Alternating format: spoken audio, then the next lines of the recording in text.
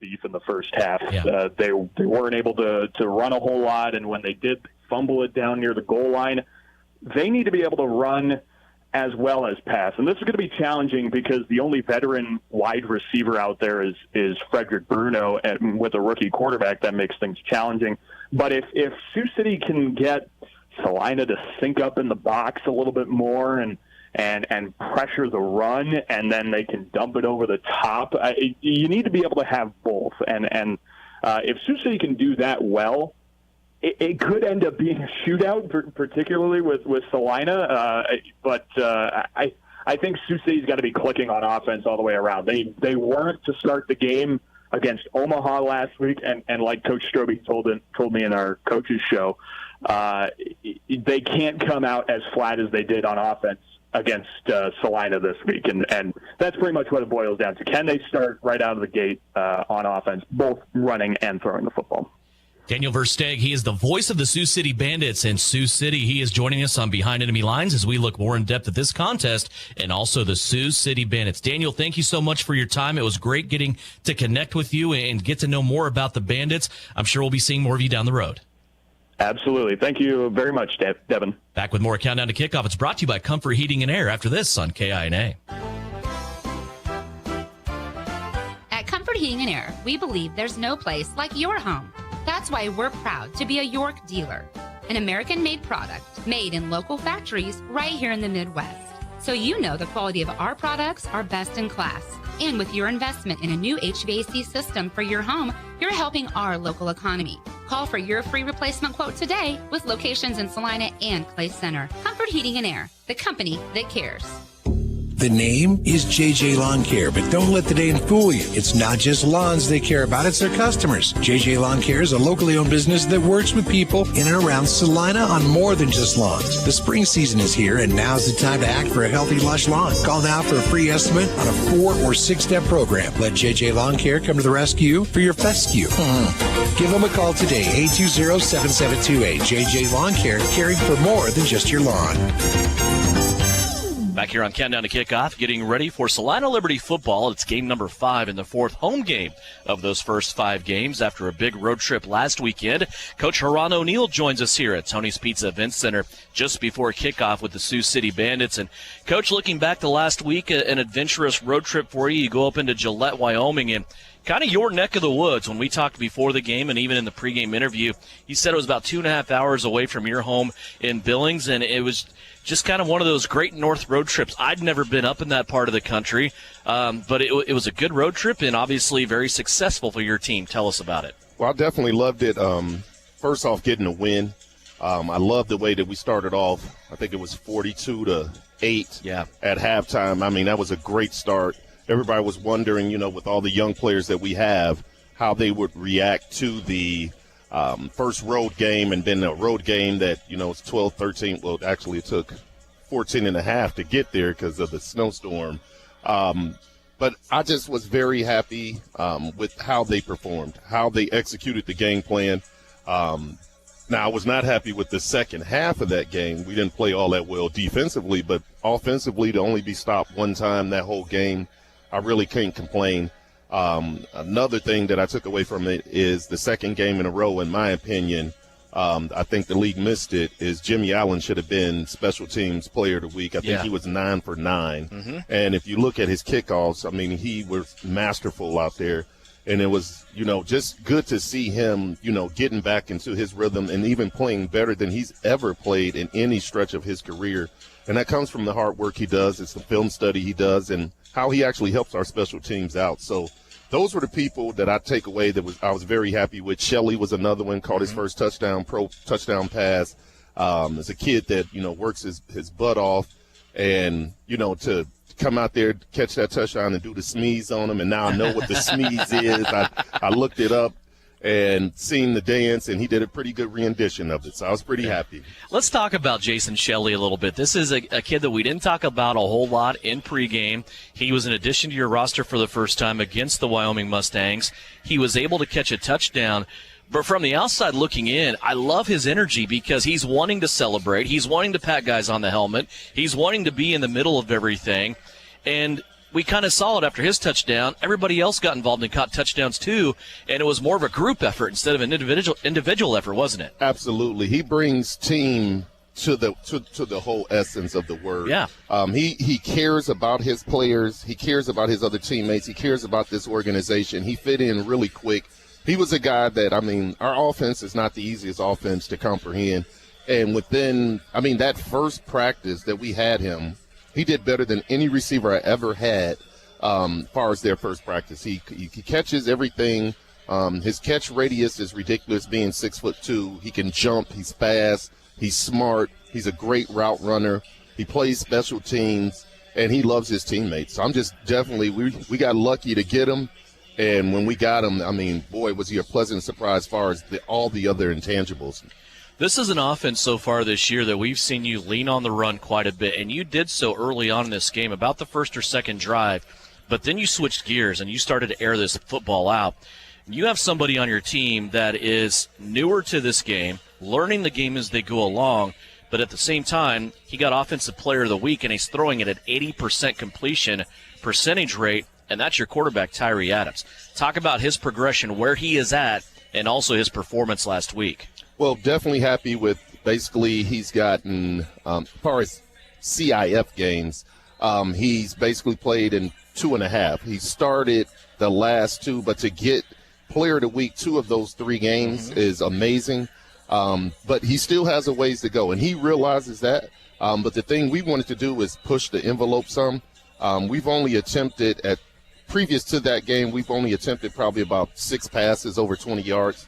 And we wanted to push the ball down the field, letting him realize the type receivers that he really has. And when you see Ed going over the wall, going through the wall, you got Bird and you got Shelley and Nelson, is leading the team in catches. Guys of that nature, we need to get the ball in their hands as well and not just lean on our powerful run game and our great offensive line. So Tyree is a guy that I know if he continues on the pace that he's on, he's going to be a very special one. Hopefully, he gets his opportunity to play at that next level, CFL, NFL, XFL. But he already gave me a commitment. So CIF fans, I'm here. He's coming back with me if he doesn't move up. So I hate to do the spoiler alert for all the rest of the coaches, but he gave me a verbal on the bus. There you go. So. 5 touchdowns passing, 2 rushing touchdowns, 85% completion percentage. And I don't think we can talk about his numbers without talking about the guys up front that have done a good job blocking in the pass and the run game. And also you mentioned a couple of words that we're hearing a lot this week, especially with the NFL draft coming up, and that's catch radius. That decreases the chance of error by your quarterback when you have receivers that can just go flat get it. And some of these passes were really well defended by Wyoming, but they still turned into touchdowns. Absolutely. And with the guys that we have, Bird has made a living off of this. He's played 3 years of indoor football, and I think he's been all league 2 of those 3 years. It took him some time to get back into the rhythm because he hasn't played indoor since 2018. Okay. I think he hit his stride last week, and it was a post that he made of him trying to go over the wall to make a play in one of our first 2 games. And I put on there, I was like, they're going to learn that you will go over that wall and you will go get it. And when I put his 2 years of his highlights when he was at Bismarck, everybody kind of seen. And then it's ironic, the very next game that we were able to play, he kind of does those things right there. So it's just about trust. Tyree is understanding, that he doesn't have to do it all himself. We have a great, team as far as like our offensive line. We have great running backs. We have great receivers. And Coach Martinez does a great job coaching all those guys up. So he's starting to understand what his role is for us and make the play when it's time for you to make the play, but don't force it. When you go on the road and you travel for 14 to 18 hours, whatever it was, and you are playing in front of 4,000 fans, who feels the pressure in that game? It's not you guys, is it? You're supposed to go in there and lose, right? So when you have pressure like that on the home team, is that what we kind of saw there where it advances into no sacks, no turnovers for Salina, but yet they got sacked 4 times and also threw a bunch of interceptions? Oh, yeah. You got to live up to that 4,400 or whatever that was there and leading the league in attendance. And to be honest, like I said to the newspapers, I've never seen a crowd quite like it. yes, they rooted for their team, but they were so polite and genuine to our team. Yeah. Just to, on there, I was walking the wall a couple times, and they'll say, well, what's this play? And I'll say, toss right. I'll tell them exactly what it is. Oh, we're going deep right here, and kind of was kidding around with some of them, just playing around. Then comes the, third quarter. They were offering me beers and everything and stuff like that. But after the game, this was what was crazy is they gave buckets of beer away to some of our players and coaches, and I was just like, I've never had opposing team fans do that. Like, they were generally just happy to see football, and I've never seen anything quite like it. I mean, they got a great thing going up there in the CIF. I like it up there. I thought it was a testament also in the game, how it played out, where it turned into a blowout early with the start that you guys had. I didn't see a single person leave early. I mean, everybody stayed in there till the end, so I thought that was great too. Talk about your defense in this game. 4 sacks early on their first quarterback. They changed quarterbacks. You got no more sacks. But what happened was the quarterback that came in was more apt to throw the ball up for grabs, and you were able to get interceptions. Your pressure still had effect, didn't it? Yes, it did. Rusty Becker is one that they only listed him at 1, but once we get this correct, as far as I've got to go back and find the link, I mean the actual play number, he had 2 sacks in that game that they didn't. They gave it to Latimer, and it wasn't Latimer, it was actually him. So, I mean, the pressure that he brings up the middle, the pressure hopefully that Eddie can bring to the middle this week, he'll be playing Eddie Hamilton, and then the edge rush that we have with, we got Trap, we got Shaq, and when we also have Latimer. So when you have those 3 coming off the edge as well, and you add a Eddie Hamilton to that tonight, I mean, I can't wait to see, what we could produce here. True, it's a different type game. I don't think they'll throw it as much. I think they'll run it a little bit more, but to be a little bit heavy on the actual defensive line, I think it'll come and benefit us moving forward. This is a game that we talk about all the time. Immense respect for Sioux City, I think, in all aspects of what they do, but it's also a game that's a little bit different for you to prepare for in the fact that they run the ball so well. And it isn't dives or tosses or things like that. It's Fred Bruna running all over the place. And I remember you and I talked about this in 2019 when we last had a season. It's almost like defending in high school single wing, isn't it? Absolutely. It's basically what it comes into is assignment football, and putting your defensive playmakers in space to make plays. Not giving them too much responsibility so they can actually just go do their thing is kind of what you have to do against a team like this here. But up front, we definitely got to control the line of scrimmage. They have a returning starter at the left tackle that was first team all-league last year. Their center played in the CFL as well as in the NFL, and the right tackle is a guy that we recruited as well. He played at Hutch. So definitely going to be a tall task because they're very talented up front. And that's why you start with the run game is with those guys up front. And when you have Bruno and you got Mac running that football, Mac is another guy that we recruited as well. Yeah. But he's doing amazing for them, and he's always been a great football player for the years that I remember him playing. So they got talent with guys that can run the football and talent up front with guys blocking for them. So it's going to be tough to beat, and their quarterback is starting to figure it out. He's starting to understand what they're needing out of him. So it's going to be tough. It's not going to be easy at all. After Wyoming went into Dodge City on Thursday and defeated the Law, this is a game that features the last 2 undefeated teams in the league. Obviously a leg up when you play Sioux City 3 times this year. Even if you split the last 2 games, this game will be very, very important. What's the keys to success tonight for your team? Well, we would have to, stop the run. I mean, they run it more than any other team in the league, and they run it very efficiently. So basically we have to stop the run. And our special teams got to get back to what we've had only 1 time 2 times in the 4 games we've had, the kick return game. It has to return back, and I'm looking for a big game out of Carson going against his former mates here at Sioux City. He's definitely been primed and ready to go, and I think this is probably going to be his breakout game. Ron O'Neill, head coach of the Salina Liberty. His guys tonight getting ready to kick it off with the Sioux City Bandits here at Tony's Pizza Event Center. Coach, best of luck to you. Thank you for your time. We'll talk to you at halftime. All righty. Thanks again. Back with more pregame kickoff right around the corner after this. At Comfort Heating and Air, we believe there's no place like your home. That's why we're proud to be a York dealer, an American-made product made in local factories right here in the Midwest. so you know the quality of our products are best in class. And with your investment in a new HVAC system for your home, you're helping our local economy. Call for your free replacement quote today with locations in Salina and Clay Center. Comfort Heating and Air, the company that cares. The Tony's Pizza Event Center is open for business and ready to welcome you. Whether you have a group of 12 or 1,200, our staff can help you plan the perfect event. With 8 meeting rooms and over 18,000 square feet, the Great Plains Manufacturing Convention Hall has plenty of room for your conference, trade show, wedding, or banquet, while our in-house food and beverage team can craft a menu to suit any event. Schedule your personalized tour today by calling Tony's Pizza Event Center today. Think about the word precision. Precision represents quality and the fact of being exact and accurate. Isn't that what you want when it comes to electrical? Precision Electrical Contractors in Salina brings exact and accurate quality to electrical jobs in Central Kansas since 2003. Precision Electric's focus on quality and performance, combined with their experience and dedication, creates a winning set of finished products which saves their customers money. Don't rely on so-so electrical. Visit the team at Precision Electrical Contractors. Online at pecsalina.com.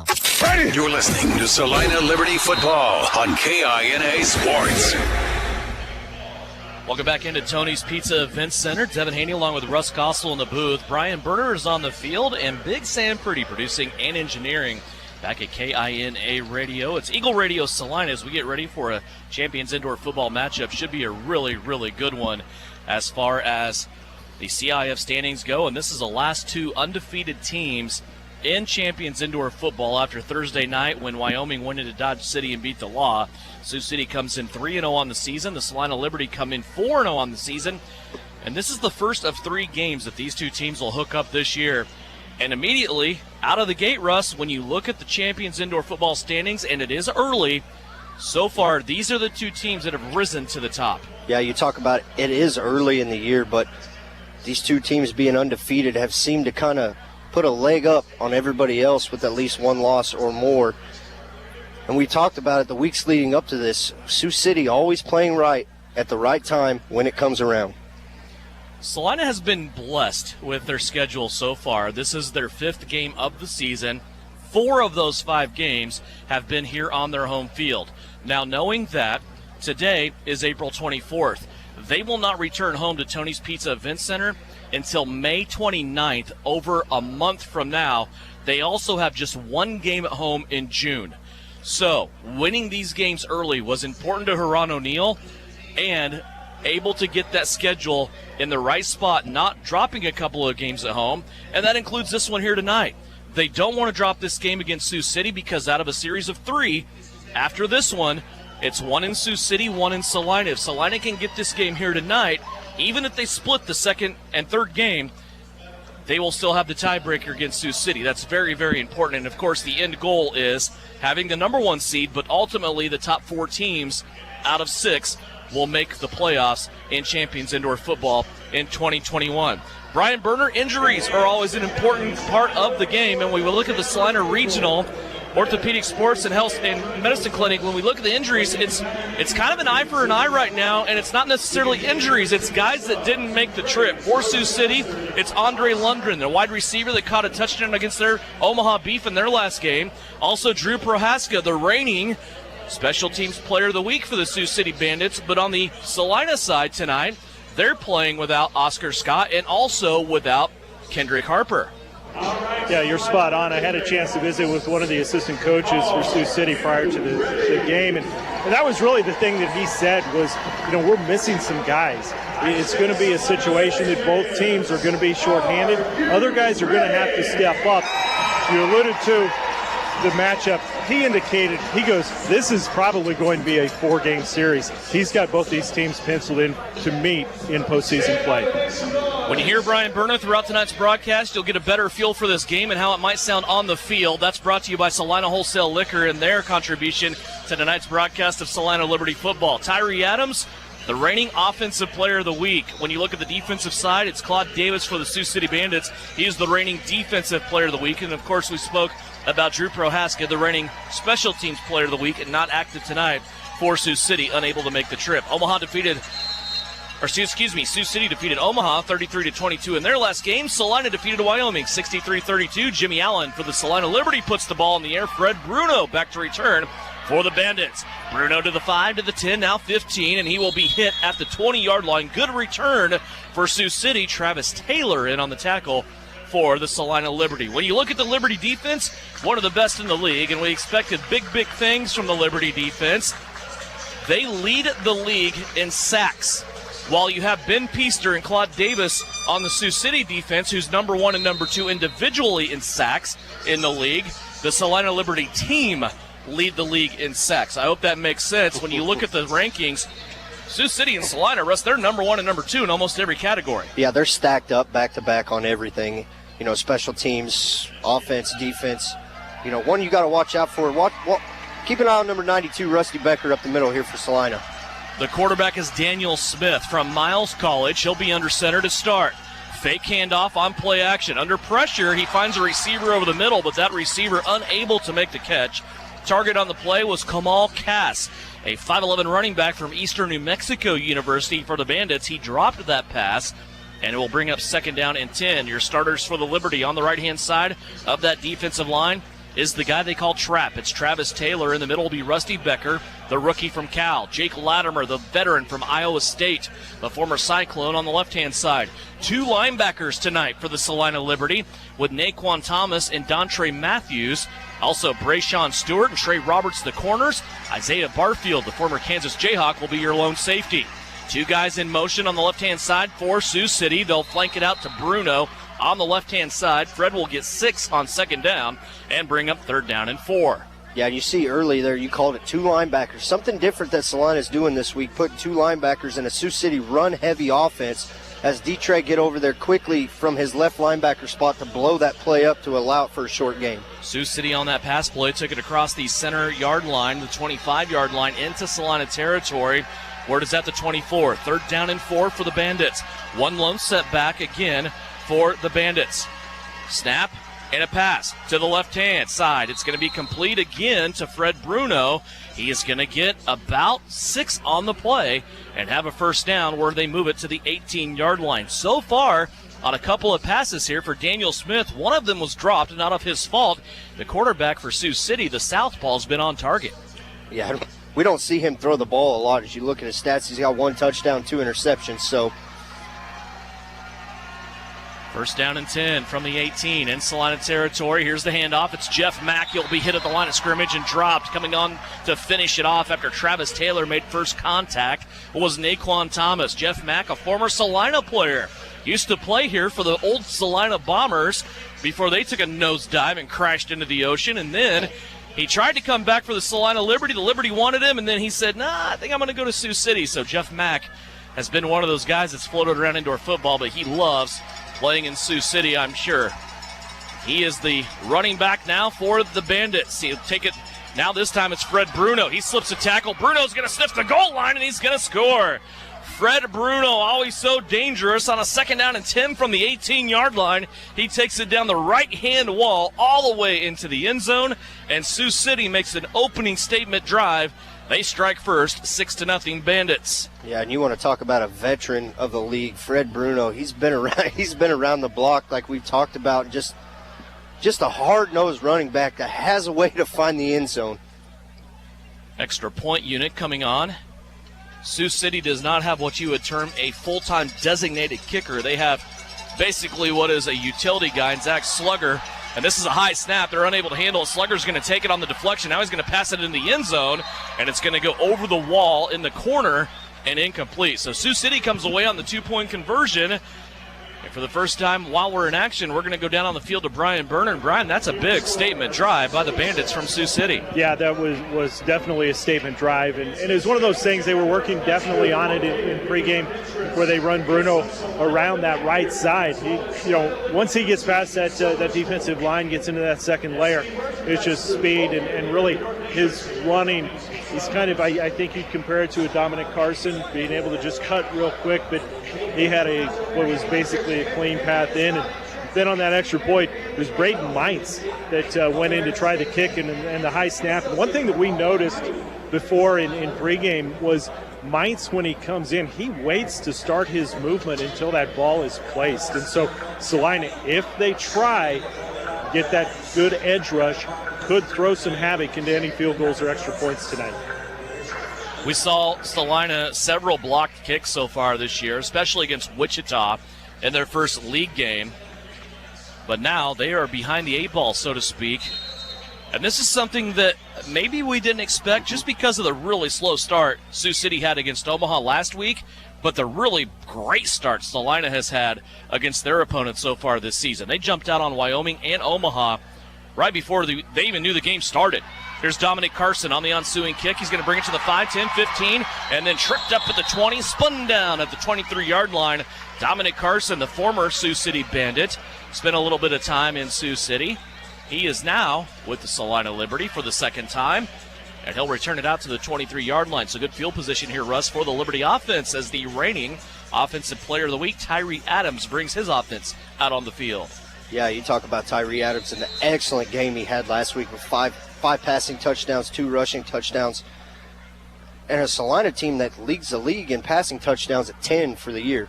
Big Josh Hughes is back at left tackle. He's missed 2 games, 6'7", 330 from Wesley University.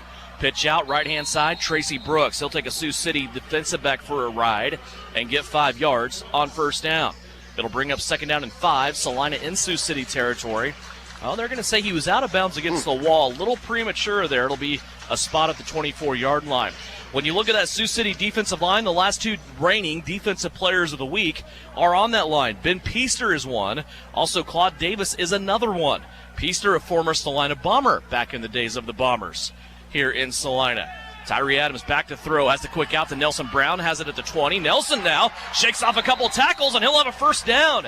Looked like Nelson Brown was going to have to settle for a 4-yard gain, but he slipped through a couple ankle tackles and was able to advance that for first down yardage to the 14-yard line. And that's a guy we've talked about, Devin, every week. Nelson Brown can play running back, wide receiver, slot back.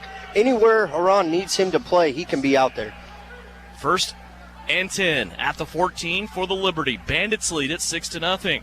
Tyree Adams, 2 guys in motion, 1 on each side. Now a delayed give to Tracy Brooks. And Tracy's going to have to pay the price for this one. The leading rusher thus far in the CIF got hit early, will lose a yard, and that will bring up 2nd down and 11.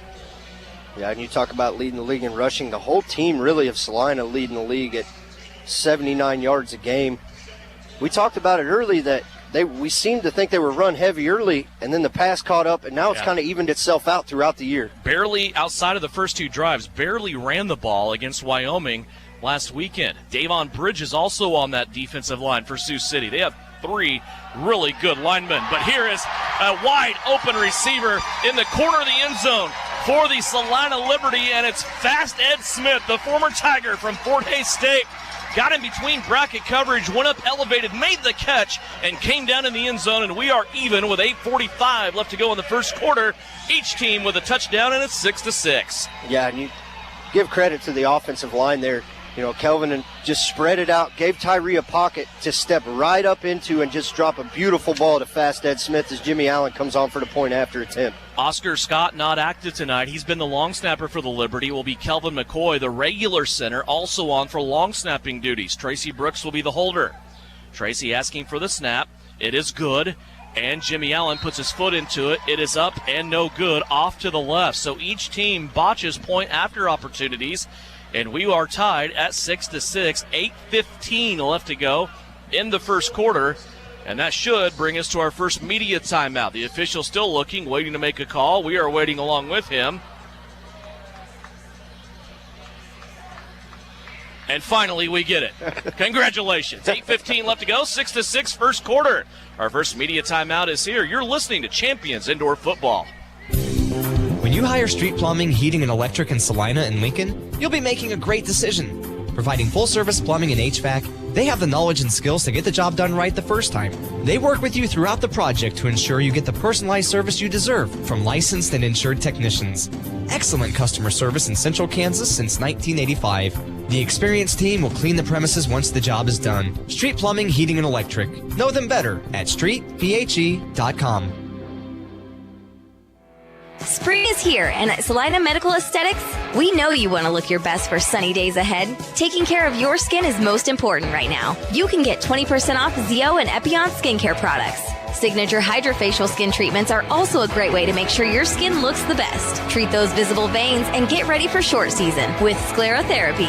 See the Salina Medical Aesthetics Facebook and Instagram pages for more information. And look your best for summer outdoor adventures with the help of Salina Medical Aesthetics. You're listening to Liberty Football on KINA. Back here at Tony's Pizza Events Center, Mr. Eric Clayton, former indoor football coach here in Salina, also coach of Salina's Central Mustangs, being recognized on the field here during the media timeout. One of my favorite guys, and I'm sure anybody that knows Eric, he's also one of their favorite guys. It's 6-6, Brian Berner, 8:15 left to go. Each team has had a crack at it, and here we are even, kind of what we expected between these two undefeated teams. Yeah, it's going to be probably one of those things. Whoever has last possession is going to be in the best situation. You know, it's everything I think we expected this game to be. We'll see what Sioux City does. I wouldn't be surprised to see them come out and try to throw the ball a little bit more this possession. As Russ said, Daniel Smith has been kind of a little bit of a project, and I know when you talk to Sioux City's coaching staff, they will give you the coach speak of, he might have been our guy anyway, but anytime you lose Scott Jensen, a guy that's in the Sioux City Bandit Ring of Honor, it's going to be devastating to you. And so far, Daniel Smith is learning this game. He's a lot like Tyree Adams for Salina, but he's also blessed to play with a lot of really, really good running backs and a great offensive line. Yeah, when you got the veterans like Fred Bruno and everybody else around him, you kind of just walk in and they'll show you the way, more or less. Jimmy Allen ready to kick it off for Sioux City's second return. This one's going to be on the turf. It's a squib kicker, high bounce. That's going to be brought down by Xavier Spann. Spann now with some room, has a crease, but he's going to be drugged down at the ankles. Might have been a touchdown-saving tackle there early on in that return by Shaq Bradford, the former Kansas Wesleyan Coyote. And Xavier Spann is going to be spotted down at about the 22-yard line. So Sioux City now with good field position as the Bandits offense will come out for the second time this evening. And we are tied up at 6-6. Yeah, like you talked about earlier, Sioux City being a run-heavy offense like we've seen, and Salina going to two linebackers.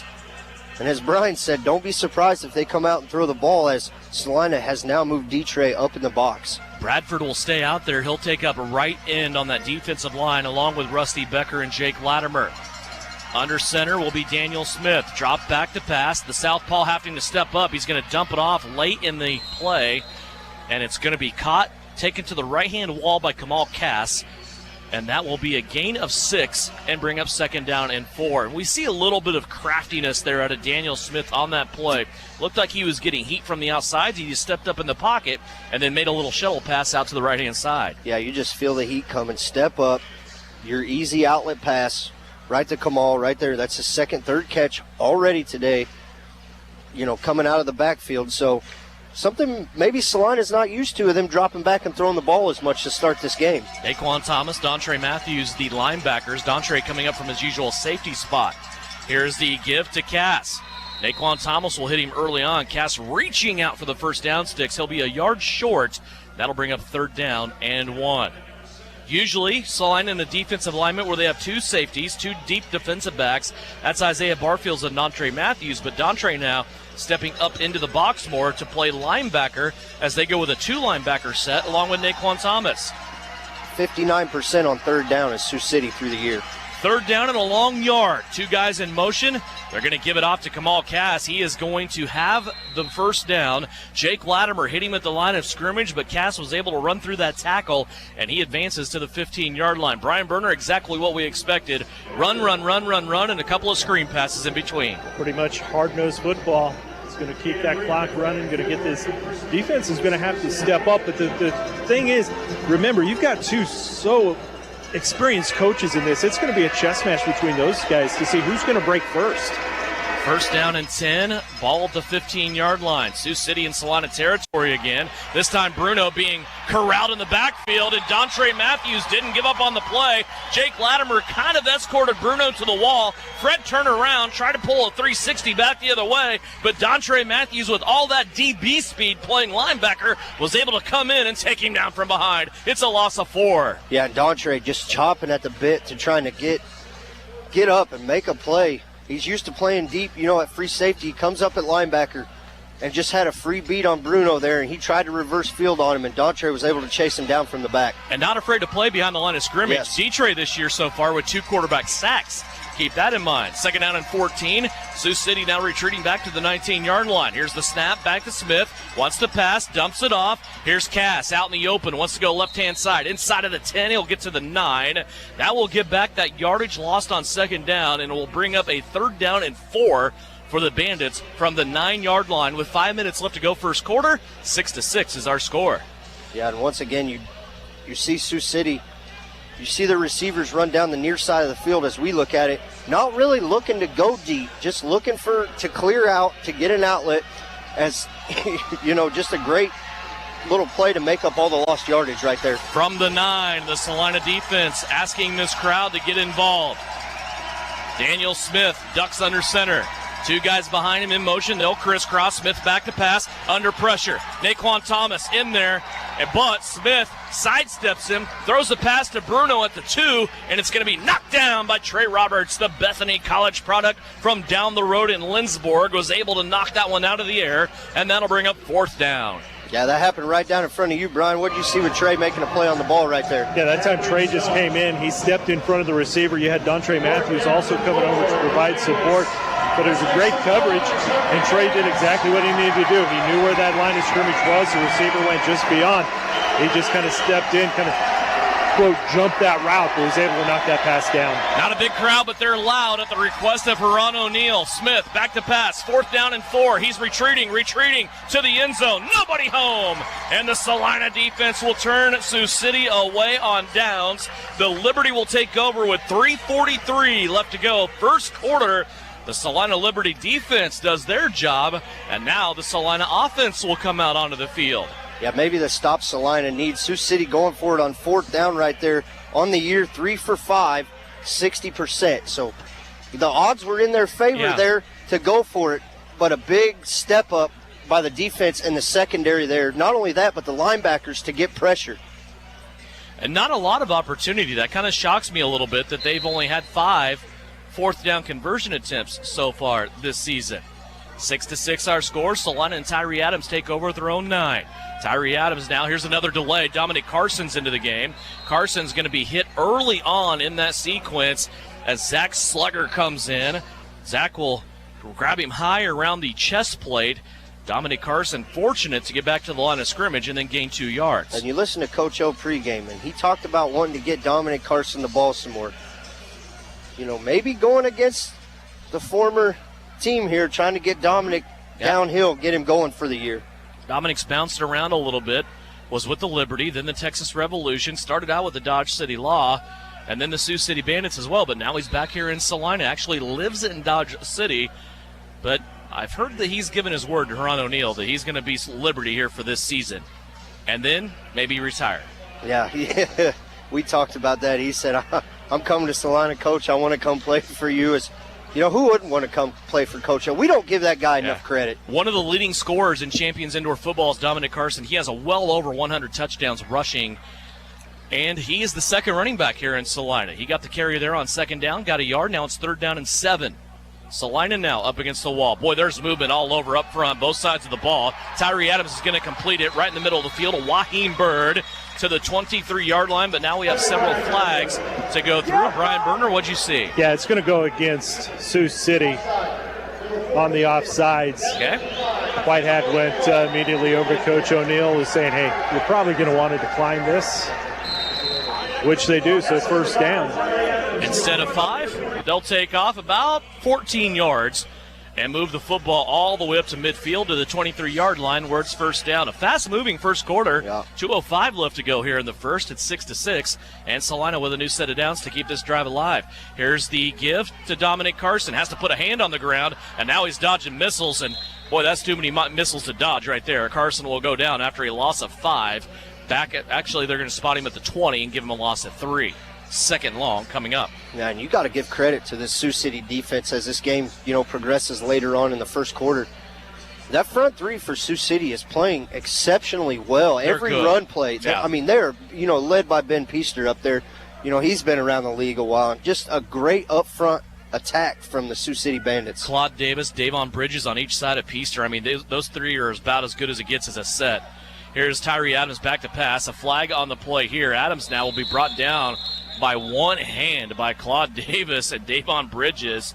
And Davis now turning around, and he's yelling at the Salina bench. And this will be a holding call against Salina. So, with 78 seconds left to go in the first, Salina will put it in reverse and go backwards. Actually, Sioux City's going to decline this penalty. Yeah, and decline it, bring up third and about 14, 15 yards here. And not something we've seen so far this year out of Salina. You come off the, play Omaha 2 weeks ago and come off and you're up 16 points before you get off the bus. You go up to Wyoming and you jump off to a quick start. And here, kind of the chess match we thought we might see. Big third down. It's 3rd and 15 for the Liberty. They need to get all the way across the midfield stripe into the 17-yard line for a first down. This play is going to be stopped before it even begins, as one of the receivers was grossly offsides for the Liberty. Yeah. Fast Ed Smith, a little too fast on that one. Yeah, and I'm not sure. There was a little miscommunication as one receiver went in motion. Can't see who's going off of here. Appeared to be Waheem Bird trying to slow him down. Just a little miscommunication there as the snap didn't get done in time. So a big third and extremely long here for Salina. Going to be about 3rd and 20. On a 50-yard field. Yeah, Salina has been backed up all the way to the 13-yard line. And now Salina will take a timeout. So maybe kind of a 2-play timeout here. See what we want to do on third to parlay into fourth, but immediate timeout is coming. 6-6 our score. 43 seconds left to go in the first. Back with more Champions Indoor Football after this.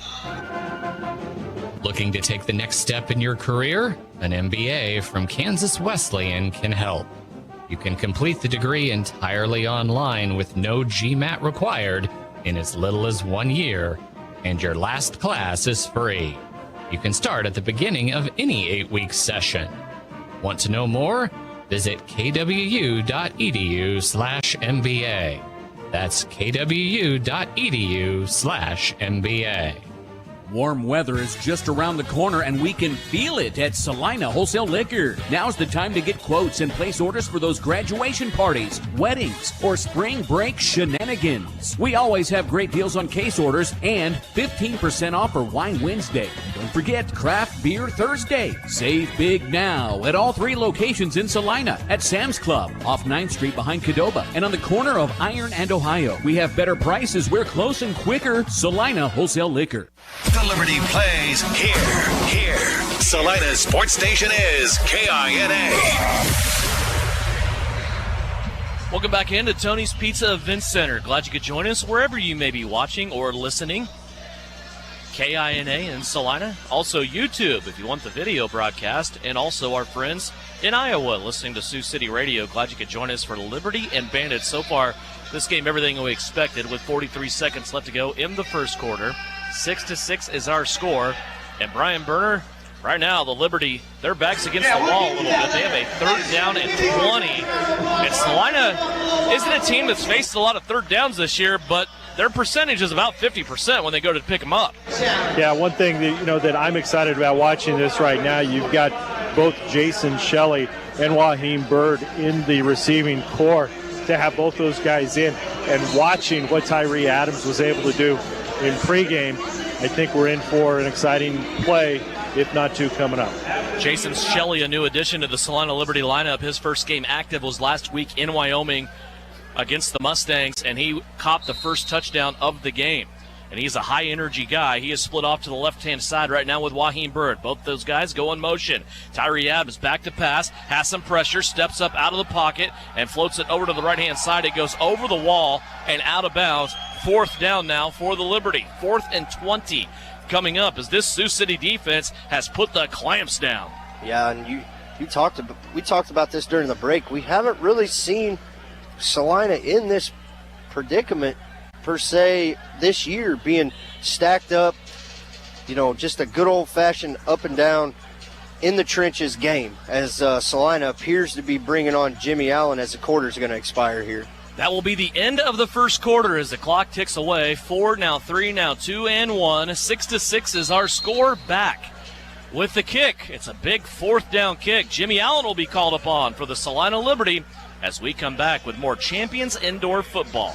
Neighbors helping neighbors. That's what we do. Hi, I'm Gary Shorman with the Schmidt Foundation and Eagle Radio. Now is your time to pitch in and help by signing up for the COVID vaccine. At Child Advocacy and Parenting Services, better known as CAPS, we know the burdens families are facing in response to COVID. Stress levels are higher than ever because of isolation, unemployment, and the precautions necessary to reduce the spread. Unfortunately, that means many of us are forced to make decisions about whether to provide supervision for our kids or to keep working to put bread on the table. These kinds of decisions cause stress, which is the greatest reason child abuse occurs. At CAPS, we join our community in doing everything we can to help. And we know COVID is still a very real threat. We have a choice about how to respond. We can point fingers and place blame, or model for our children how to solve problems together by talking calmly, asking for help, and lending a hand. It takes each one of us to protect our children. As workers in child welfare and licensed child care, our staff members have registered for their vaccine. We hope you will too. Find out more at salinapost.com. Get the shot. It means a lot. When termites strike your home or business, you want to fight back with the best. Hasman Termite and Pest Control to the rescue. With over 57 years experience, they offer the best of options, including the new BASF High Precision Injection Treatment. Don't let termites get you down. With one phone call to Hasman's, they can put one in the win column for you. Call Hasman Termite and Pest Control today or visit HasmanTermite.com and follow them on Facebook. You're listening to Salina Liberty Football on KINA Sports. Back at Tony's Pizza Event Center, these two teams are tied. Sioux City and Salina, 6-6. Big fourth down coming up for Salina. And Brian, we talked about how front-loaded Salina's schedule was with home games. 4 of their first 5 at home. Matter of fact, we're going to be in Sioux City to play the Bandits again before we even come back home.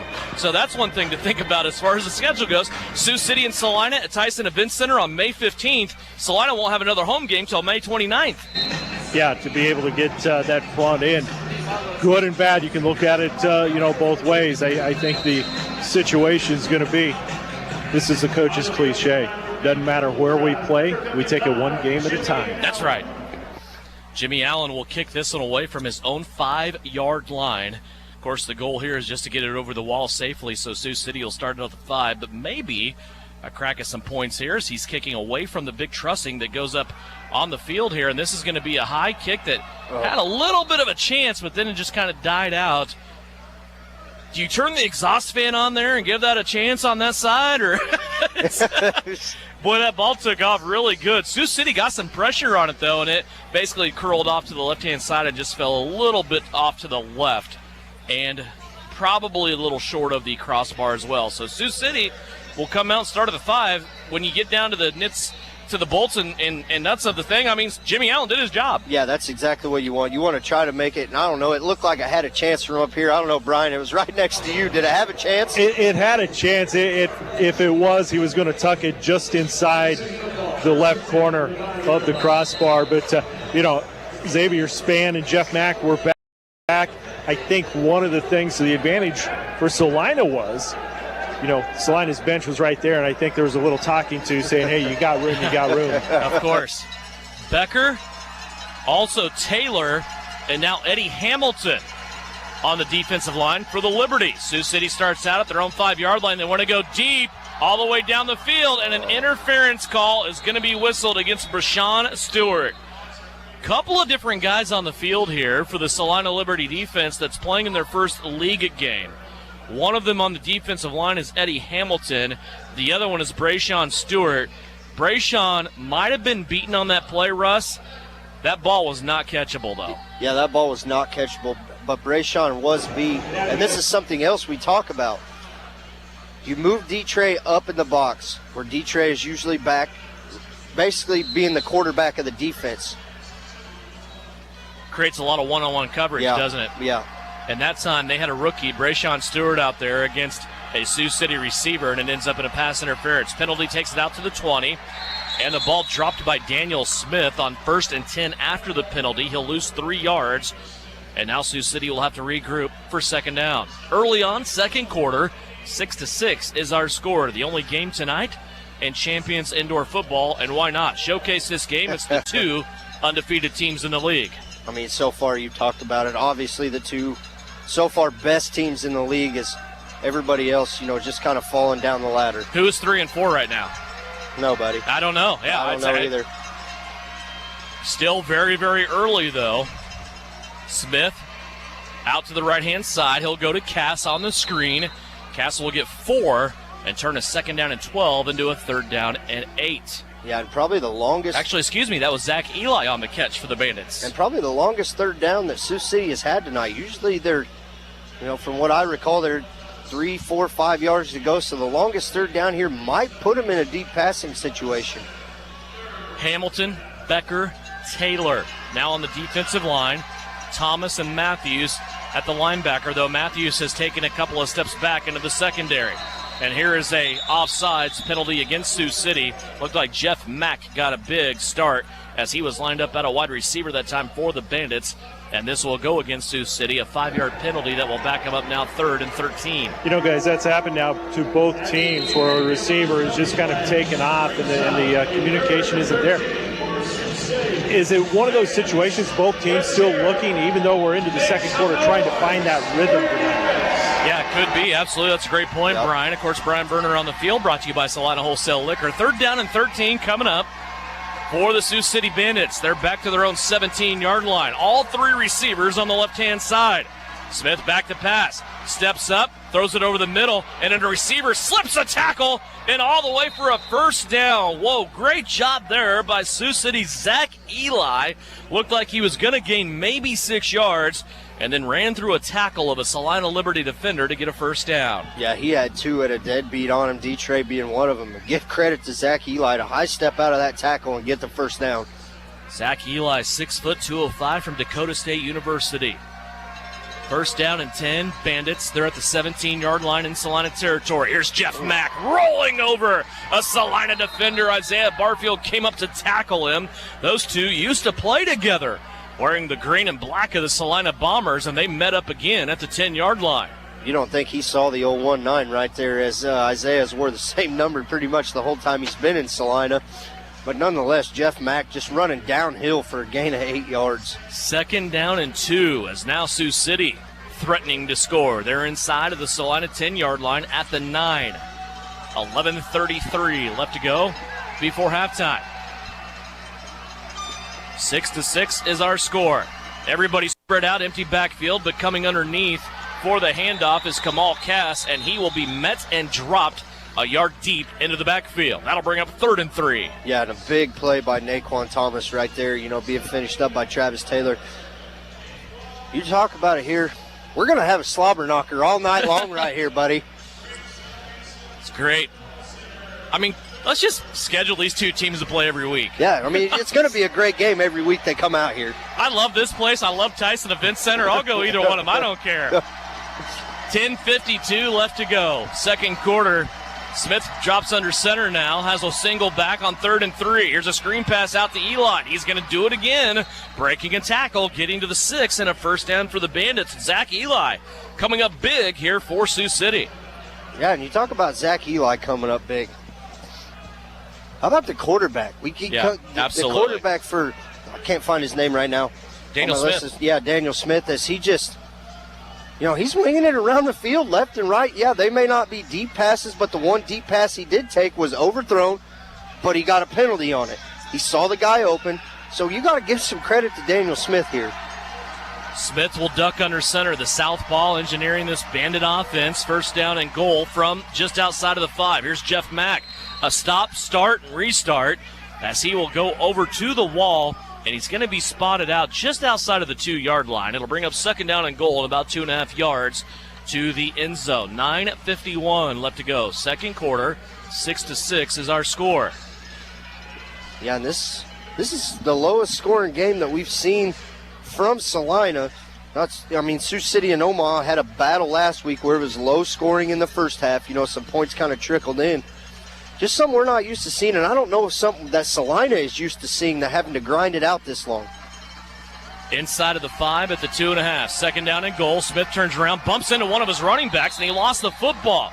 He was ultimately going to go to Jeff Mack, but he bumped into the first guy through and lost the football for Sioux City. It was Kamal Cass, and they were fortunate to recover that. But Sioux City didn't cover it up with Daniel Smith, but that will push them back to the 5-yard line where it's 3rd down and goal from the 5. And fortunate enough that it did go off Daniel Cass because the line just opened up and Jeff Mack ran to the back of the wall. If he would have had the ball, it would have been an easy touchdown. Big play here for the Bandits. 9 seconds left on the play clock as they break the huddle here. Smith with 3 running backs in the backfield. 2 shift in motion. Power sweep, left-hand side. There's a block in the back. And Sioux City will take it to the 1 with Cass. But we have an offensive lineman for Sioux City that pancaked Travis Taylor in the back. Looked like Taylor was going to bring the running back down in the backfield. And it's going to be a holding call against Blake Frank, the left tackle for the Sioux City Bandits. It's hard for Travis Taylor to make a tackle with both arms behind his back. Yes, sir. Guys, I don't know if you noticed, they brought in Braden Mintz, the linebacker slash kicker slash does everything for this team, into the backfield to kind of be one of the lead blockers on that last play. He's still in the lineup. Yeah, Sioux City on that last formation had 3 running backs in the backfield. Now they go 2 wide receivers to the right, 2 wide receivers to the left. Daniel Smith, a big 3rd and goal from the 15. Drops the football again, and he won't pay for it. Here's a sack. Naquan Thomas coming in. He takes Daniel Smith down at the 23-yard line. And now 4th down coming up for Sioux City. So now we go back to what Brian just said, and an opportunity here for Braden Mintz to come in. He is, as you said, Brian, the utility Swiss Army knife for the Sioux City team, but he's also the kicker. So are they going to bring Mintz in to kick or not? Looks like they're going to go for it. They're going to go for it.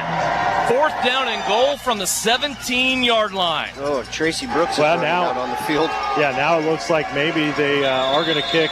They're going to have to call a timeout because I think the holder was the missing link. Yeah, we could never really tell what they were going to do there. Zach Eli is the late arrival coming on, and there's going to be a brief timeout. It's a 30-second timeout, but it's going to parlay to a media timeout. 7:41 left to go, 2nd quarter. We are still tied. A half a dozen points each team, 6-6, and a big 4th down for Sioux City coming up. You're listening to Champions Indoor Football. Hi, I'm Hannah, flooring designer with Mead Lumber of Salina. As an employee-owned company, we work hard to gain your trust and know every penny you spend should be well worth the product you choose. We cater to all customers, interior designers, contractors, or do-it-yourselfers. We recently added a 3,000 square foot showroom with carpet, LVP, tile, hardwoods, or laminates on display. Come see all the products we offer to help you with your next flooring project. Mead Lumber of Salina, where we make every aspiration doable. Mead Lumber, 707 North Broadway. At Comfort Heating and Air, we believe there's no place like your home. That's why we're proud to be a York dealer, an American-made product made in local factories right here in the Midwest. So you know the quality of our products are best in class. And with your investment in a new HVAC system for your home, you're helping our local economy. Call for your free replacement quote today with locations in Salina and Clay Center. Comfort Heating and Air, the company that cares. You're listening to Liberty Football on KINA. 7:41 left to go, 2nd quarter. 6-6 is our score. A really, really good indoor football game. Guys, I realize people watch this game because it's a little bit like fast break basketball, like the old Showtime Lakers. You want to see a lot of scoring. You want to see a lot of big plays. But there's just something about a game that's defensively driven and games that every possession means something. Man, this is that type of game, and I love it. Yeah, this is exactly that game as Sioux City lines up here for the field goal on 4th and goal from the 17-yard line. Braden Mintz from the 24 will be the spot, and it's blocked. It's blocked up inside on the interior by Travis Taylor, and the Liberty will take over. Taylor walking to his bench, puts a 6-shooter in his right hip holster, and they will turn Sioux City away. Yeah, and Brian Berner mentioned it earlier. Him and I were talking pregame that Mintz kind of waits until the ball is placed down before he takes that approach to the kick. Is that what you saw right there, Brian? Yeah, you know, he waits. He kind of hesitates until that placement's down, which it's all good, but that's going to give that defensive line that extra second, half second to get in and make penetration. That time they were able to get it blocked, and get the change of possession. So Salina will take over now in their own territory. First down and 10 at their own 17-yard line. Third possession of the game here for the Liberty. Snap back to Tyree Adams. Here's a handoff. Tracy Brooks. It's just his second carry of the game, and Tracy will pinball his way out to the 22-yard line. Nice carry there by Tracy Brooks. It's a gain of 5, and will bring up second down and 5. Yeah, you want to talk about probably the perfect executed play so far by Salina. Having Tracy Brooks at full speed right at the snap, boom, pass or handoff right there, 5 yards, easy play. You talk about timing of the kick. What about the timing of that handoff? Yeah. That snap barely touched Tyree Adams' hands when Brooks was there to take it in motion. Here's the snap back to Tyree Adams again. Screen out left-hand side. This is Ed Smith, and Ed's going to go backwards on his own accord and lose about 3 yards.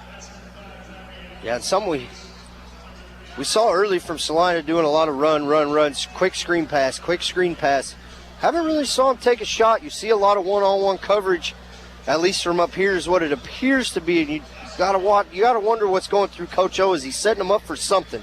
Does this look a lot like how they started the Wyoming game until they blew the roof off the place? Yes, exactly what it looks like.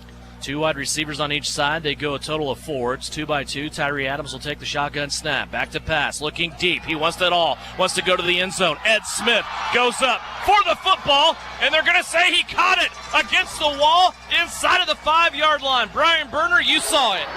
I saw it, but I don't really believe it. That time, Ed went up. There was great coverage by Xavier Spann, but Ed went up, had that ball as he's falling over the wall. He was able to maintain possession, and it's going to be first and goal from the 2-yard line. Ed Smith made a catch last week in Gillette, Wyoming, where he went head first over the wall and caught the football for a touchdown. That is very, very reminiscent of that type of catch, although he did not have to clear the wall for that. But the officials are going to leave the field of play. We have a review coming up. And what we've learned so far, not only in Champions football, but also in Tony's Pizza Event Center, is there's no way to overturn this call. We don't have the video evidence to provide something other than what has been called on the field. Right. Brian, I'm going to defer to you because, again, you probably have the best look of anybody. We could not see it from where we're at. You probably had a better look than what we did. Well, he was up in the air, had possession as his upper torso is going down beneath the wall. That's where I lost everything. The question, I think, is going to be, not did he catch the ball when he was going over, but did he maintain possession after he hit the ground on the backside of that wall? And unfortunately, with the camera angles here, I don't think there's going to be any way to overturn since it was called a reception by the officials. Yeah, Brian just mentioned is the cameras here at the Tony's Pizza Event Center. They're both on the far side corner of the end zone, and we got one up here in the booth next to us, which is a little bit obstructed by the hospitality box down there. So it's kind of going to go back to the same thing that happened to Salina last week. Yeah. It goes back to basically what was the call on the field because we don't have enough evidence to overturn it. I mean, that's honestly what it is.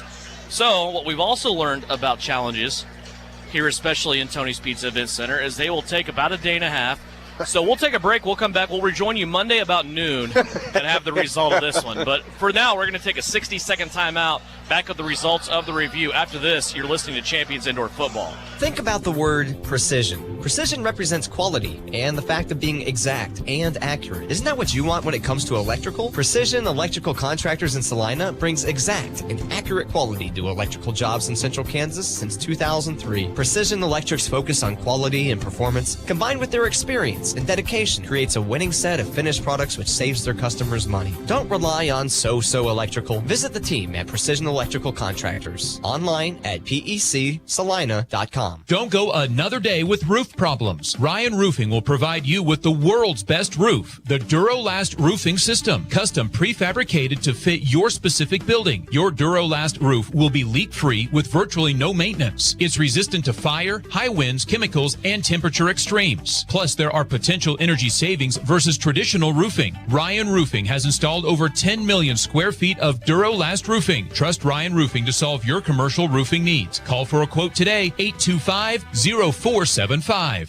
The Liberty plays here. Salina's sports station is KINA. Back here at Tony's Pizza Event Center, looking ahead to the next game for the Salina Liberty. They will be on the road. That's coming up May 9th. It's Mother's Day, and it's a middle-of-the-afternoon game in Dodge City to take on the Dodge City Law. That's coming up May 9th, so the Liberty next week will have a bye week as they have gone through and played every single weekend so far to begin the season, and a well-deserved bye week coming up next weekend as we already, it seems hard to say, duck into the month of May. Glad you could join us here wherever you may be listening or watching. We're awaiting an official review of a catch that basically went almost the whole length of the field from Tyree Adams to Ed Smith Jr. Ed went up, brought down the football. He was inside the 5-yard line on the field, ruled a catch. Sioux City disputing that with 5:26 left to go here in the second quarter, and we are still tied. Each one of these teams scored on their opening possession of the night, and they did not get their point after touchdowns, and that's where we're at. We split a dozen points right down the middle, so the officials start to emerge now from the tunnel. Hopefully they're well hydrated and ready to go for the last 5:26 of the second quarter. I know I'm not. Confirmed a catch? Stands. Which basically means they didn't have enough video evidence to overturn anything. So the catch is going to stand for Ed Smith, and it's going to be inside the 5. First and goal at the 2 for the Salina Liberty. You want to watch right here as they're running right into the end zone where Brian Berner's at. Is Tracy Brooks in the game. Get a head start, get that one rushing touchdown out of the way, and just keep moving downhill from here.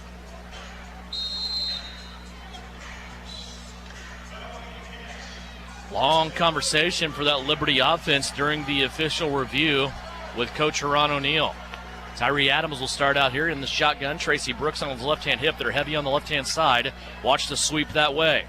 Here's the give. It's Brooks right up the middle, and he just walks it in. Kelvin McCoy paved the way as the Salina Liberty center does a bear crawl through the end zone, and the Liberty responsible for our third touchdown of the night. Yeah, and if you're going to put anybody up at first and goal from the 2-yard line, why not give it to Tracy Brooks and let him battle down? We've talked about how big he got in the offseason in a good way. Yeah. Tracy Brooks, the leading rusher and also leading scorer in Champions Indoor Football so far in 2021. Went over, dealt the ball to somebody that he had an eye on. Now he's going to come back and hold for Jimmy Allen.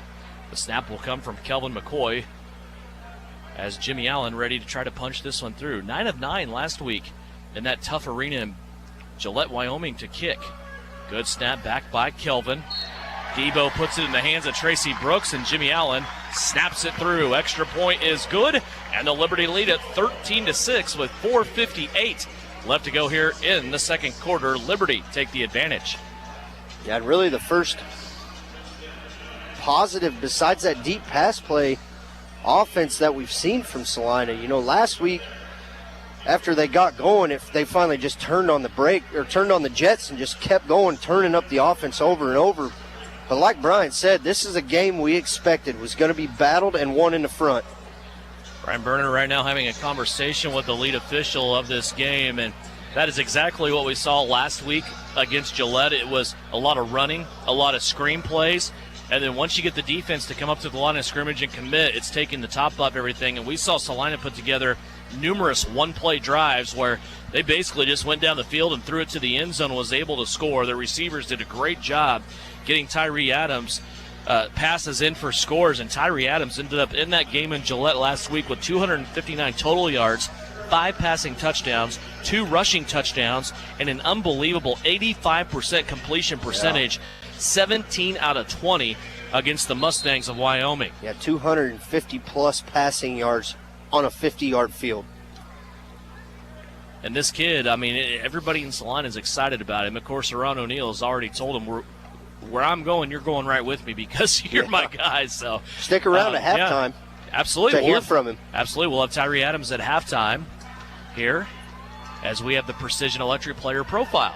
The Salina Liberty quarterback will join us. Here's Fred Bruno from his own end zone. He'll jet out to the left-hand side, get out across the 15, 20, 22-yard line, and Sioux City will come out. Excuse me, that's Jeff Mack and not Fred Bruda. Guys, that time, give credit to Xavier Spann. He came across, put a block that basically took Jake Latimer out of that play. The end result was about an extra 10 yards on that return. 4:44 left to go, second quarter. Salina now with 13 unanswered points as Sioux City scored first. And we will see if the Bandits can answer here with 4.5 minutes left to go. Keep in mind, Salina does get the football to start third quarter. Back to the line of scrimmage, Daniel Smith has all his skill players behind him and to the right. Now Jeff Mack will go to the left. Here's a pitch out to nobody. Daniel Smith turned around, missed his running back, and it looks like a loose football that the Liberty have at the 6-yard line. Official waiting on confirmation. And it's going to be Salina Liberty football. That was 10 yards away from you, Brian Berger. That time, Shaq Bradford, he's not the biggest guy out there, but he's quick and he has great balance. Saw that loose ball, was able to get in, fight, and jump on top of it. So Salina will result on that turnover, have that ball on the 6-yard line. Shaq Bradford, a former Coyote from Kansas Wesleyan, and he is terrifying, Russ. We've talked about him. He's a defensive end. He's almost 6 foot, 230 pounds, and runs a 4.5 40. And he was able to scoop up that error from the Sioux City Bandits that time. Salina now looking to add more. They're up 13-6 with just under 4 minutes left to play. Here's the give. Dominic Carson, a barrel roll. Now he fumbles. And looks like Sioux City in there for contention as we unpile everybody. Salina was able to come up with it again. There's your guy. There's Debo. There's Kelvin McCoy, the center, recovering it for a 2-yard gain nonetheless. Holy cow, let's settle down for a little bit here. Run a play. Goodness, that's 2 exciting plays there right in a row. Got my heart racing up here, but nonetheless, Dominic Carson trying to hurdle there and get in the end zone. Tyree Adams back to the line of scrimmage. Second down and goal from the 5. It's a keeper. Now he's going to pitch it out on the option. Carson slams on the brakes, jumps back to the middle, looking for the goal line, and a score! Dominic Carson just went right, brakes, back left, into the end zone, and he was able to score from 5 yards away. Holy cow. Wow, I got nothing. I'm looking at the number down there. We know it's Dominic Carson, but he's not wearing number 21. That's what kind of threw me off on the first play there, Devin. Brian, is he wearing 20 tonight? Yeah, I just noticed that. Also, I'm looking, I'm going, wait, that is Dominic, but I'll have to double check to see what happened with the jersey number there as we move forward. I know it's Dominic Carson because I just tore both ACLs as he did that move. 19-6 now, Liberty, after they capitalize on a big turnover from Sioux City. Here's a bad snap now on the extra point, and Tracy Brooks will have to cover up and save the football after Davon Bridges comes in for the Bandits. 3:16 left to go. 19-6 is our score. And boy, you talk about how in this game where possessions mean everything, one mistake can really dictate the way a game is headed, and that's a mistake that was just made by Sioux City. Yeah, and really the first mistake, not really the first mistake we've seen, but really the first mistake where the other team has capitalized on the mistake as the first turnover, I believe, of the game. And we're going to talk about last week, Salina and Jimmy Allen, 9 for 9 on extra points. Oscar Scott inactive tonight. Kelvin McCoy taking the snaps. You got everybody else, but you got to get the ball to Tracy Brooks. And I don't know if timing, something is a little off, but only 1 for 3 on extra points tonight. It seems weird to talk about the importance of a long snapper, but we see it league-wide wherever we go. The extra points, they happen so fast. It's almost like a NASCAR pit stop. It's just boom, and that's all you have. And we've even seen a guy in Oscar Scott that Coach Ron O'Neill said, this is a guy that may be able to play in the NFL as a long snapper. We've seen him with a game that had a struggle, and then they made adjustments. Much better now. Jimmy Allen ready to kick it away. 3:16 left to go here before halftime. High end-over-end kick. It will drive Jeff Mack back to his own end zone. Now he angles off left-hand side. There's a block in the back and a flag, 2 flags on the play. Mack made it out to the 17-yard line, but the first Liberty player, Shaq Bradford, on arrival, was shoved in the back by Sioux City. Yeah, and we don't like to call it before the white hat calls it, but he ended up about in his own bench from the 10-yard line. That was right pretty there. easy to call Yeah, there. yeah, we pretty easy as the white hat calls block in the back there. So, Gentlemen, the mystery is solved. Dominic is now wearing number 28 due to a torn jersey. Thought it was 28, not 20. All right. There you go. So DC in 28. Doesn't matter. He still ended up in the end zone. Jimmy Allen limping off the field a little bit here as he just now makes it off the field. 19-6, our score. Sioux City back at their own 5-yard line. One running back, 3 wide receivers on the right-hand side. Smith back to pass, scrambling through his own end zone. Under pressure, has to unload it, and it's going to be incomplete.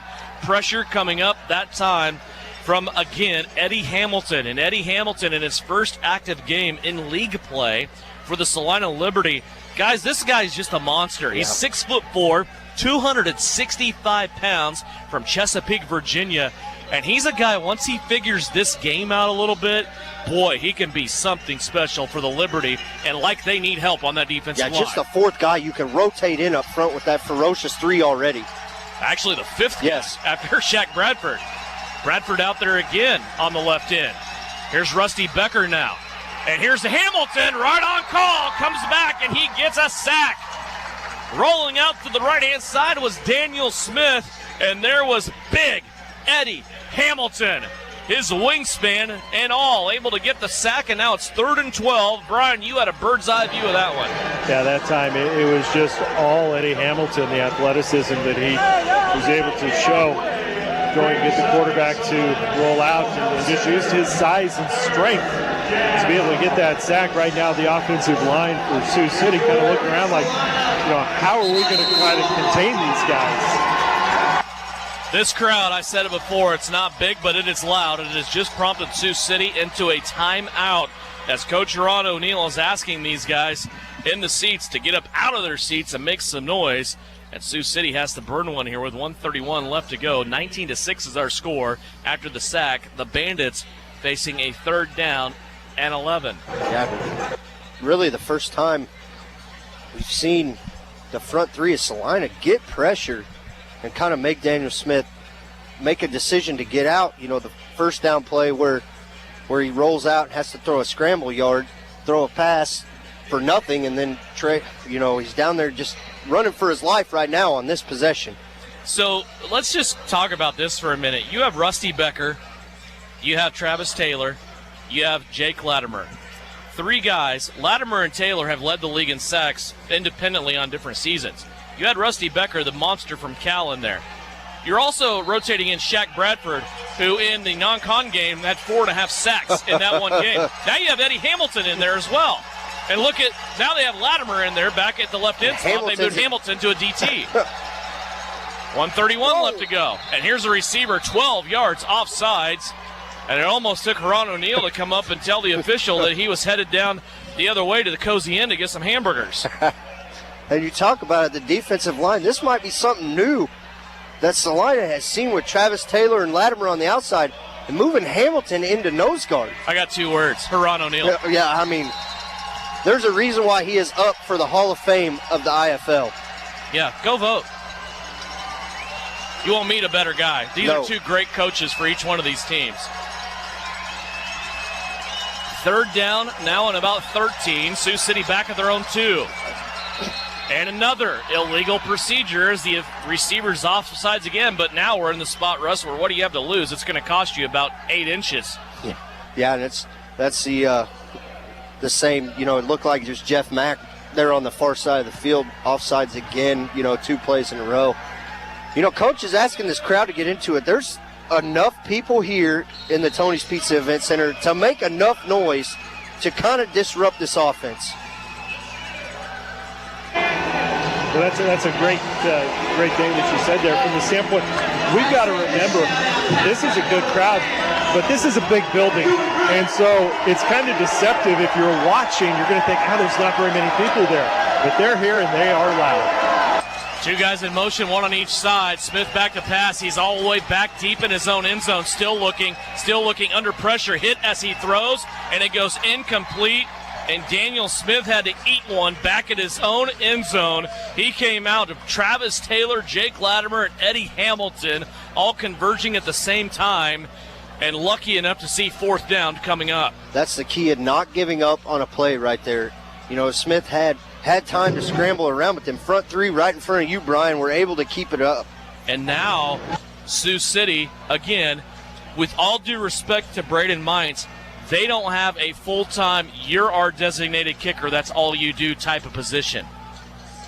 Braden Mines now has to kick from back deep against the wall of his own end zone, and back for the Salina Liberty is going to be Isaiah Barfield. Keep in mind, it's been a couple of years. Isaiah Barfield used to be the staple in Champions Indoor Football, a special teams player of the week, and we will get to see his work when we come back. 1 minute left to go. It's the 60-second warning. Liberty 19, Sioux City 6. Back with more Champions Indoor Football after this. Salina Regional's Orthopedic and Sports Medicine is your home field advantage. Led by orthopedic surgeons Drs. Timothy Hawks and Travis Rump and sports medicine physician Dr. Matthew Pyle, along with an A-team of certified athletic trainers and physical therapists, we are ready when you need us to help prevent injuries, enhance performance, or to heal through surgery and rehabilitation. For area athletes to weekend warriors, the home field advantage starts at Salina Regional Orthopedic and Sports Medicine. While there are many reasons to visit the beautiful community of Marquette, Kansas, Smoky Valley Distillery offers a new one. Made with the finest Kansas ingredients, including the refreshing sandstone filtered water of the nearby Kiowa Aquifer, these handcrafted spirits capture the heart and soul of central Kansas and a taste of the Smoky Valley. Ask your local liquor store for Smoky Valley Distillery's Kansas-born products today. You're listening to Salina Liberty Football on KINA Sports. Braden Mines ready to kick it away. About 3 yards deep in his own end zone, Isaiah Barfield. Back deep, the former Jayhawk standing on his own goal line, hoping to get a chance at a return on this kick. 1 minute left to go. Sioux City trailing by a baker's dozen. Here's the kick, and it's a good one by Mines. And Barfield goes up. Back at his own end zone, he'll bring it out to the 5, to the 10, now to the 15. Barfield 20. Barfield spinning. Now at the 25. Now the other 20. And all the way to the 17-yard line. He still got it. Isaiah Barfield used to do it all the time back when he was a little younger, but he still has it in the tank, Brian Berner. He about has to on there. One thing, it looked as if there was a deflection on that ball as it was kicked, and if so, that was just enough to keep it from hitting the back of that end zone where Isaiah was able to get it. One of those things, you kick it that deep, you're going to have the potential for a good return, which they did with the experience of 19 Isaiah Barfield. What a kick by Braden Mines, though. Holy cow. That was really good. Nonetheless, the Liberty to the 17-yard line in Sioux City territory. Tyree Adams back to pass over the middle, open receiver. Ed Smith to the 7. 40 seconds left to go. And that will be a stoppage in play to move the chains.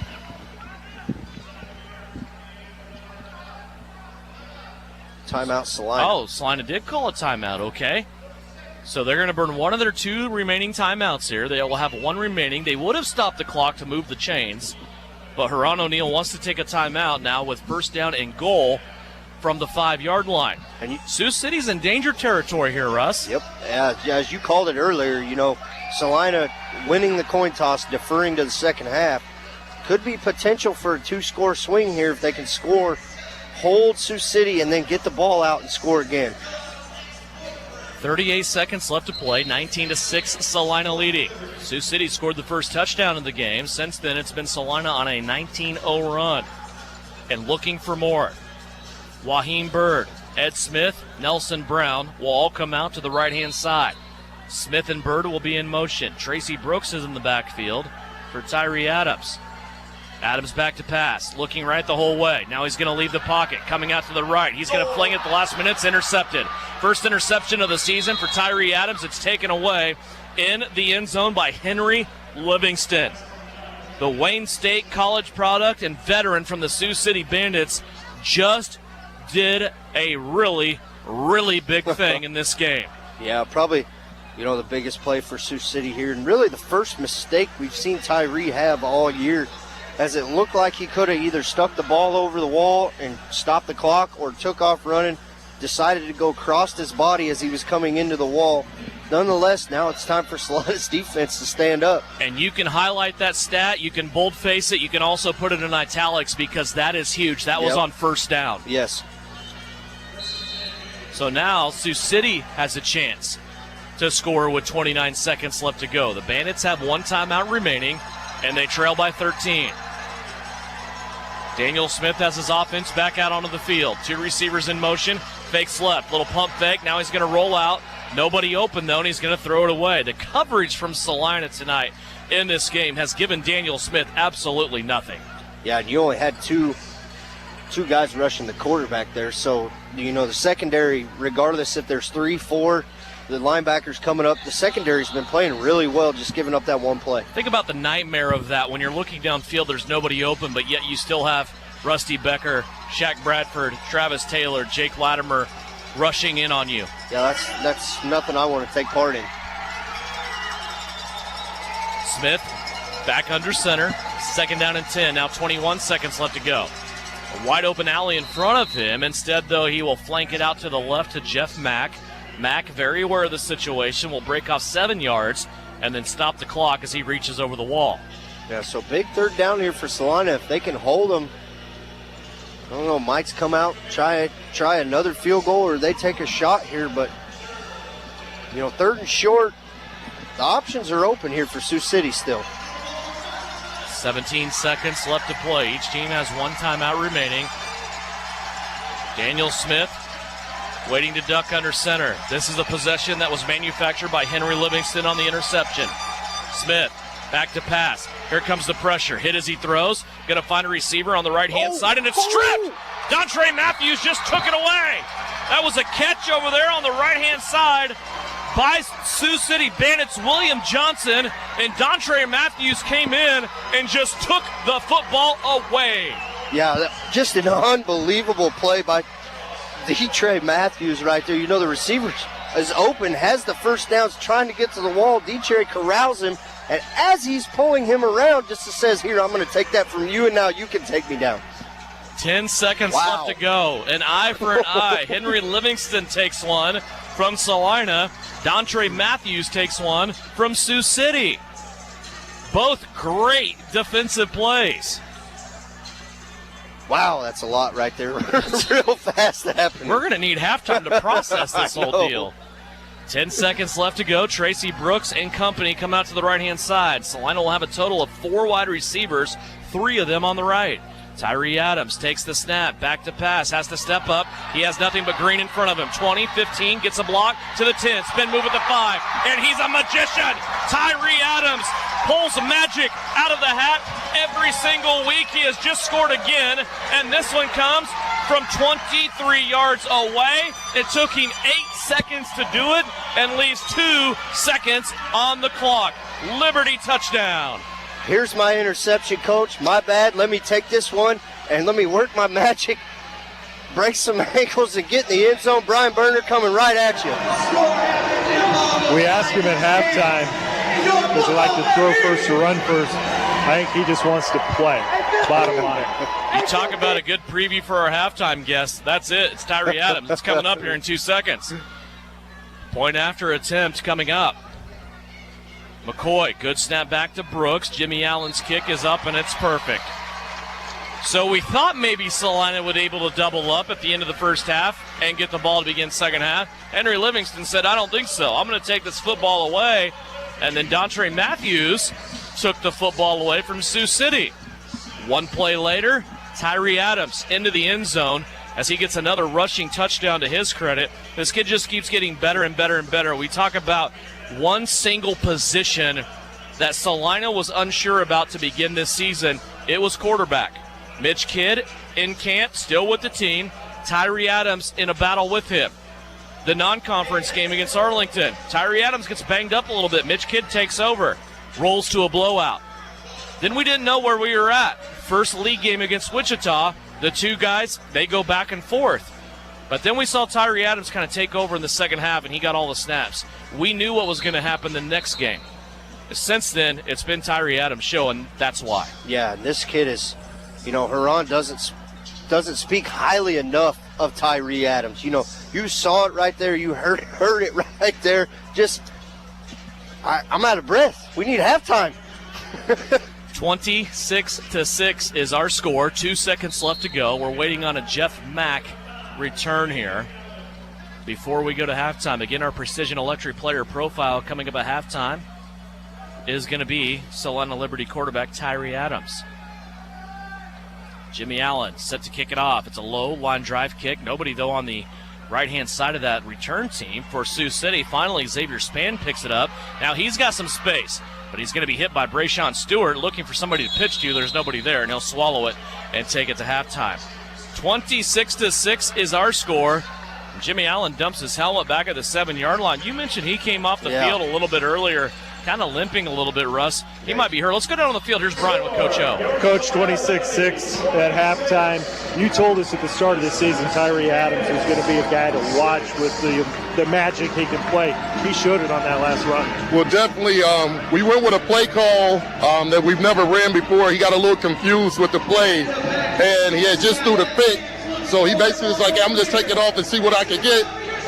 It looked like he was just going to run out of bounds, and then when he cut back, and then there was only one man to beat, that's why they call him Houdini. He made the play when we needed him to make it, and the rebound from the earlier pick. Defensive line has stepped up. They've made some big stops. Also, looks like potentially some holding calls are possibly being missed. Well, I can't speak on that. All we can do is continue to try to put as much pressure as we can on that quarterback and play sound football and cut down the penalties that we have. Any adjustments for the second half? Well, we come out with the ball. We just got to get the score and make them pay from trail position and go from there. Good luck second half. Devin? Coach Ron O'Neill on the field, brought to you by Salina Wholesale Liquor with Brian Berner. 26-6 is our score. We are at halftime. When we come back, we will visit our Precision Electric player profile. It's Salina Liberty quarterback Tyree Adams, who happens to be having a pretty good first half. 26-6, Salina Liberty lead it by 20 at the break. Back with more after this. You're listening to Champions Indoor Football. Think about the word precision. Precision represents quality and the fact of being exact and accurate. Isn't that what you want when it comes to electrical? Precision Electrical Contractors in Salina brings exact and accurate quality to electrical jobs in Central Kansas since 2003. Precision Electric's focus on quality and performance, combined with their experience and dedication, creates a winning set of finished products which saves their customers money. Don't rely on so-so electrical. Visit the team at Precision Electrical Contractors. Online at pecsalina.com. The name is JJ Lawn Care, but don't let the name fool you. It's not just lawns they care about, it's their customers. JJ Lawn Care is a locally owned business that works with people in and around Salina on more than just lawns. The spring season is here, and now's the time to act for a healthy, lush lawn. Call now for a free estimate on a 4 or 6 step program. Let JJ Lawn Care come to the rescue for your fescue. Give them a call today, 820-7728. JJ Lawn Care, caring for more than just your lawn.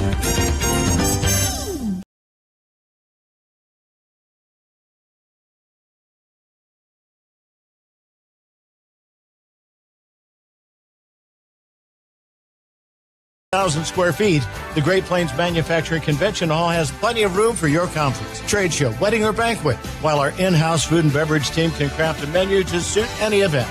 Schedule your personalized tour today by calling Tony's Pizza Event Center today. Neighbors helping neighbors. That's what we do. Hi, I'm Gary Shorman with the Schmidt Foundation and Eagle Radio. Now is your time to pitch in and help by signing up for the COVID vaccine. At Child Advocacy and Parenting Services, better known as CAPS, we know the burdens families are facing in response to COVID. Stress levels are higher than ever because of isolation, unemployment, and the precautions necessary to reduce the spread. Unfortunately, that means many of us are forced to make decisions about whether to provide supervision for our kids or to keep working to put bread on the table. These kinds of decisions cause stress, which is the greatest reason child abuse occurs. At CAPS, we join our community in doing everything we can to help. And we know COVID is still a very real threat. We have a choice about how to respond. We can point fingers and place blame, or model for our children how to solve problems together by talking calmly, asking for help, and lending a hand. It takes each one of us to protect our children. As workers in child welfare and licensed child care, our staff members have registered for their vaccine. We hope you will too. Find out more at salinapost.com. Get the shot. It means a lot. This is the Liberty Halftime Report. Coming up, a first half recap, stats, interviews, and a look at other CIF games. Now let's head back to the arena for Liberty Halftime on KINA. And welcome back to the Tony's Pizza Event Center, halftime of the Salina Liberty, as they are taking on the Sioux City Bandits. And it's, we always look forward to these halftimes. Precision Electric player profile. And tonight, it's a guy that we've wanted to talk to for a few weeks now, and this is our opportunity. Tyree Adams, quarterback, originally from St. Petersburg, Florida, and now you find yourself in Salina, Kansas. Who would have thought? Man, nobody, not even myself, How's the transition been? How are things here in Salina? How have you adapted, and what were your thoughts when you got that phone call saying, hey, here's an opportunity to come to Salina? Did you have any idea on a map where you were even going to go? Nah, I had no idea, honestly. It was just kind of up there. I did my research on Coach O, and I signed in less than 24 hours. So that's all I needed was Coach O, because I'm a person that's going to be able to, adapt to his surroundings no matter where I go. I'm from St. Petersburg, Florida, went to school up in North Carolina, down in Cullowhee, North Carolina, college town, mountains, it's beautiful scenery. But it was different. It was the mountains and not the city, so something I had to get used to. And after getting that phone call and making everything a done deal, I thought I was coming out here to, cornfields, stuff like that. But I actually like Salina a little more than I thought I would. The people here make it a lot easier, to forget if there's anything to do or not, or to forget, if it's a late night and food places are closed or only one place is open or something like that. But just the people here, in this community and this organization, and of course my teammates, it just make it a lot easier. Well, I will say this: your teammates, the community, they're glad you're here. You're an exciting guy to watch and a great guy to get to know. We hear you made the comment that you spoke with Coach O'Neill, and that was pretty much a done deal. Then after that, we hear that so much. What is it that makes that guy so special as a coach? I think the first thing you gotta think about is just how trustworthy he is. You can trust him. You just know he's going to be straightforward. He's going to shoot you straight no matter what. When you do good, he's going to praise you for that. But when you do bad, you got to be coachable. You got to have tough skin, because he will come at you because he wants you to be better. And just that aspect of him, just in that one aspect, he's a great guy.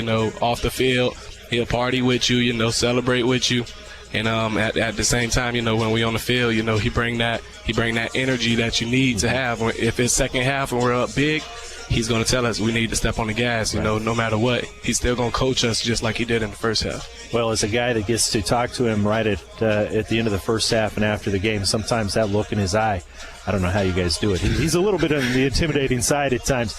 It's got to be refreshing to have a coach that has been through it at the Division I as well as the professional levels.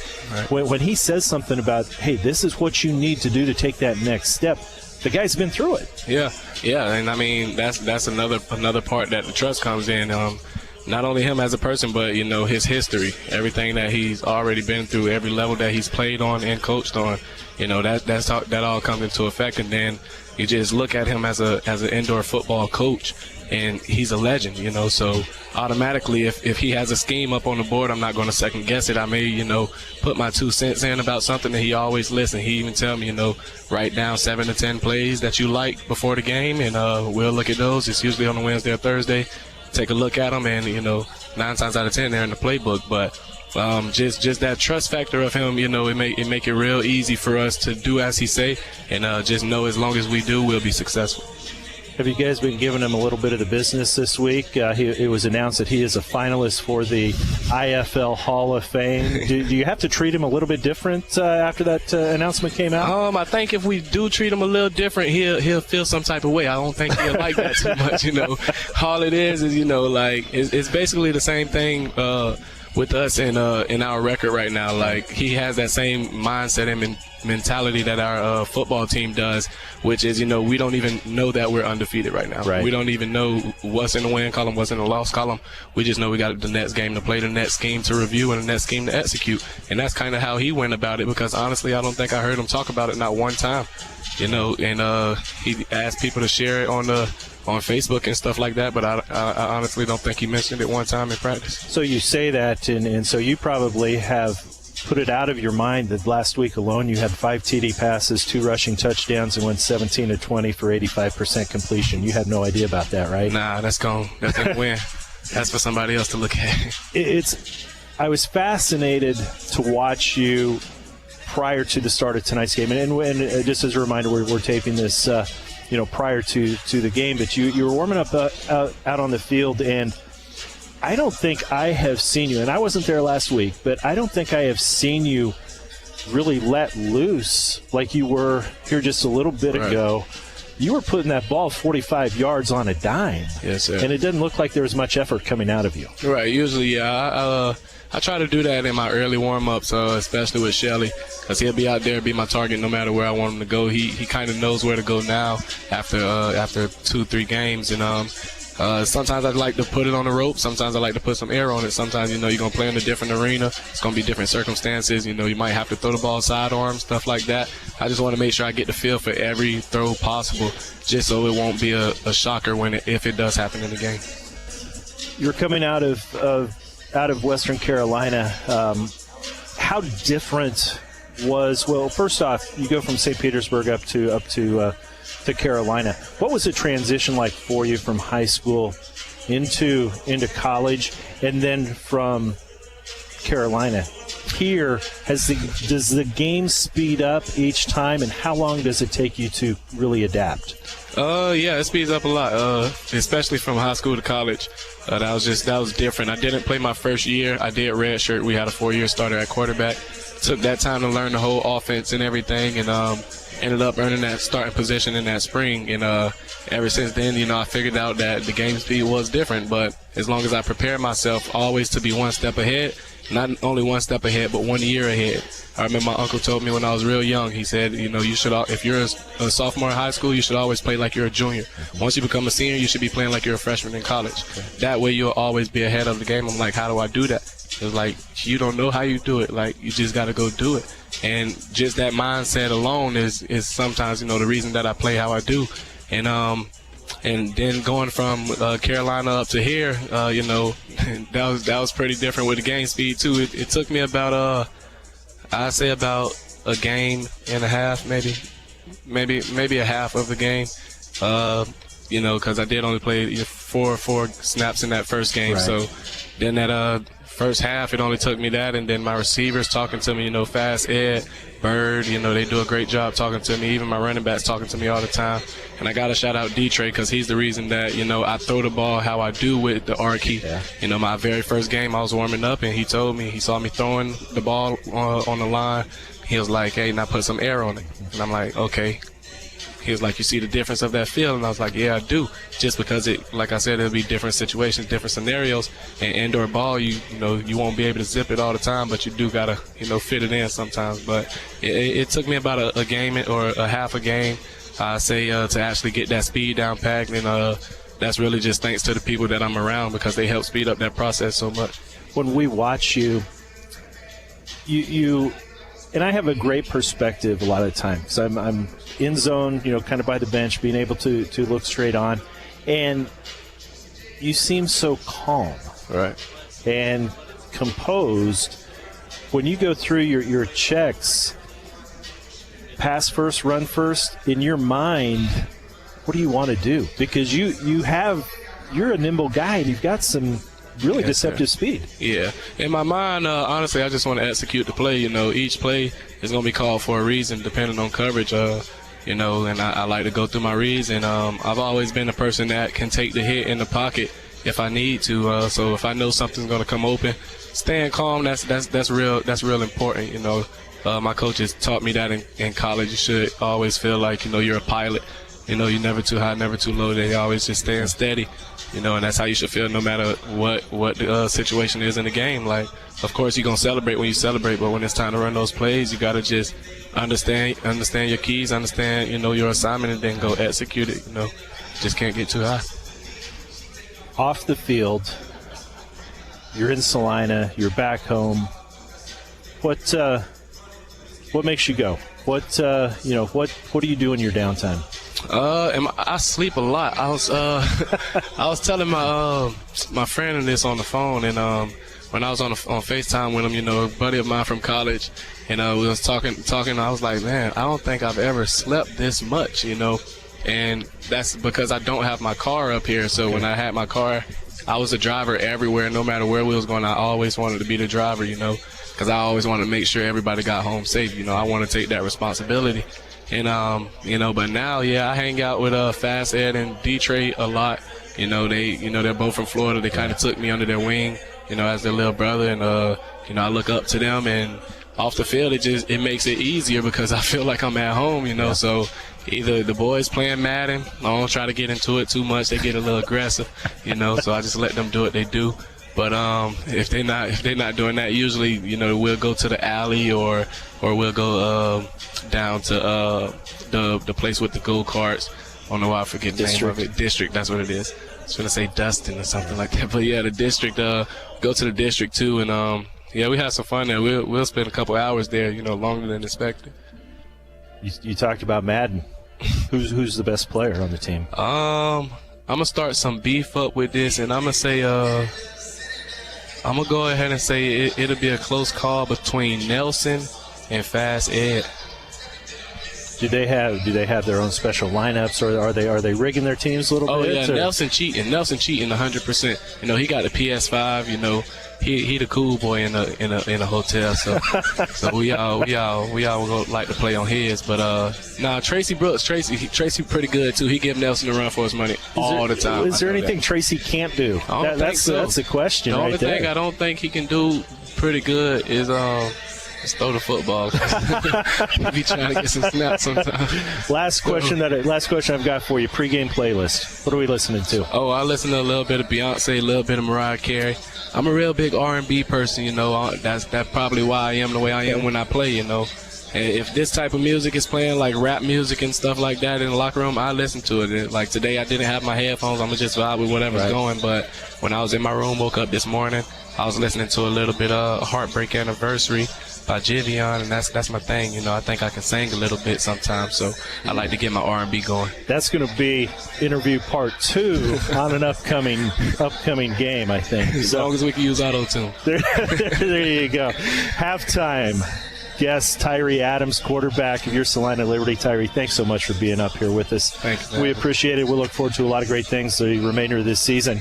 We'll be back with more Salina Liberty football right after this on 910 KINA. Think about the word precision. Precision represents quality and the fact of being exact and accurate. Isn't that what you want when it comes to electrical? Precision Electrical Contractors in Salina brings exact and accurate quality to electrical jobs in Central Kansas since 2003. Precision Electric's focus on quality and performance, combined with their experience and dedication, creates a winning set of finished products which saves their customers money. Don't rely on so-so electrical. Visit the team at Precision Electrical Contractors. Online at pecsalina.com. Salina Septic Services provides septic services including septic tank installation, inspection, and repair. In addition to professional septic tank services, we also provide portable restroom rentals. We have many options available, including his and hers portable restrooms and hand washing sinks. Setup, service, and removal are all part of our rentals. Whether you project a long-term construction job or a family gathering, we guarantee a clean porta potty. Find us today at salinasepticservice.com. PRP, or platelet-rich plasma injection therapy, has received quite a bit of attention since its use by many professional athletes. Professional football players like Peyton Manning and Jamal Charles have used PRP therapy for sports injuries and to avoid surgery. But you don't have to be a world-class athlete with millions of dollars for this cutting-edge therapy. PRP is available to you in the Salina Pain Clinic. Call the doctors for a consultation and see if this treatment is right for you. See them at 200 South 5th in the Salina Surgical Arts Center. Looking to take the next step in your career? An MBA from Kansas Wesleyan can help. You can complete the degree entirely online with no GMAT required in as little as 1 year, and your last class is free. You can start at the beginning of any 8-week session. Want to know more? Visit kwu.edu/MBA. That's kwu.edu/MBA. Warm weather is just around the corner, and we can feel it at Salina Wholesale Liquor. Now's the time to get quotes and place orders for those graduation parties, weddings, or spring break shenanigans. We always have great deals on case orders and 15% off for Wine Wednesday. Don't forget Craft Beer Thursday. Save big now at all 3 locations in Salina, at Sam's Club, off 9th Street behind Cadova, and on the corner of Iron and Ohio. We have better prices. We're close and quicker. Salina Wholesale Liquor. You're listening to Salina Liberty Football on KINA Sports. Back at Tony's Pizza Event Center, getting ready for third quarter action. Champions Indoor Football. Salina Liberty hosting the Sioux City Bandits, 26-6 at halftime. And Russ, we can dice it up. We can talk about all the stats. We can talk about the big play by Tyree Adams at the end of the half after the 2 big plays by Dontre Matthews and also Henry Livingston. But basically, what we have right now going on is a 26-0 run by the Salina Liberty to close out the first half. And to make things even a little bit worse for Sioux City is Salina Liberty scheduled to get the football to start the third quarter. Yeah, and we talked about it. Sioux City come out and kind of took the opening drive, went right down the field, scored a touchdown, jump up 6-0. Okay, let's settle down a little bit, and before we know it, we're at halftime with a lot of fireworks in between, more so the end of the second quarter than anything. And like you said, 26-0 run by Salina to finish out the first half. Sioux City was in a game last week against Omaha where they fell behind 15-1 early on in that game, and that score seemed like it stuck forever. Yes. Well, then the Bandits were able to return a kickoff after a Omaha touchdown for a touchdown of their own. Then they were also able to get a touchdown to start the third quarter, and then that began the Bandit roll. They were able to string up a lot of points and run away with that victory and able to dispatch Omaha by a count of 33-22.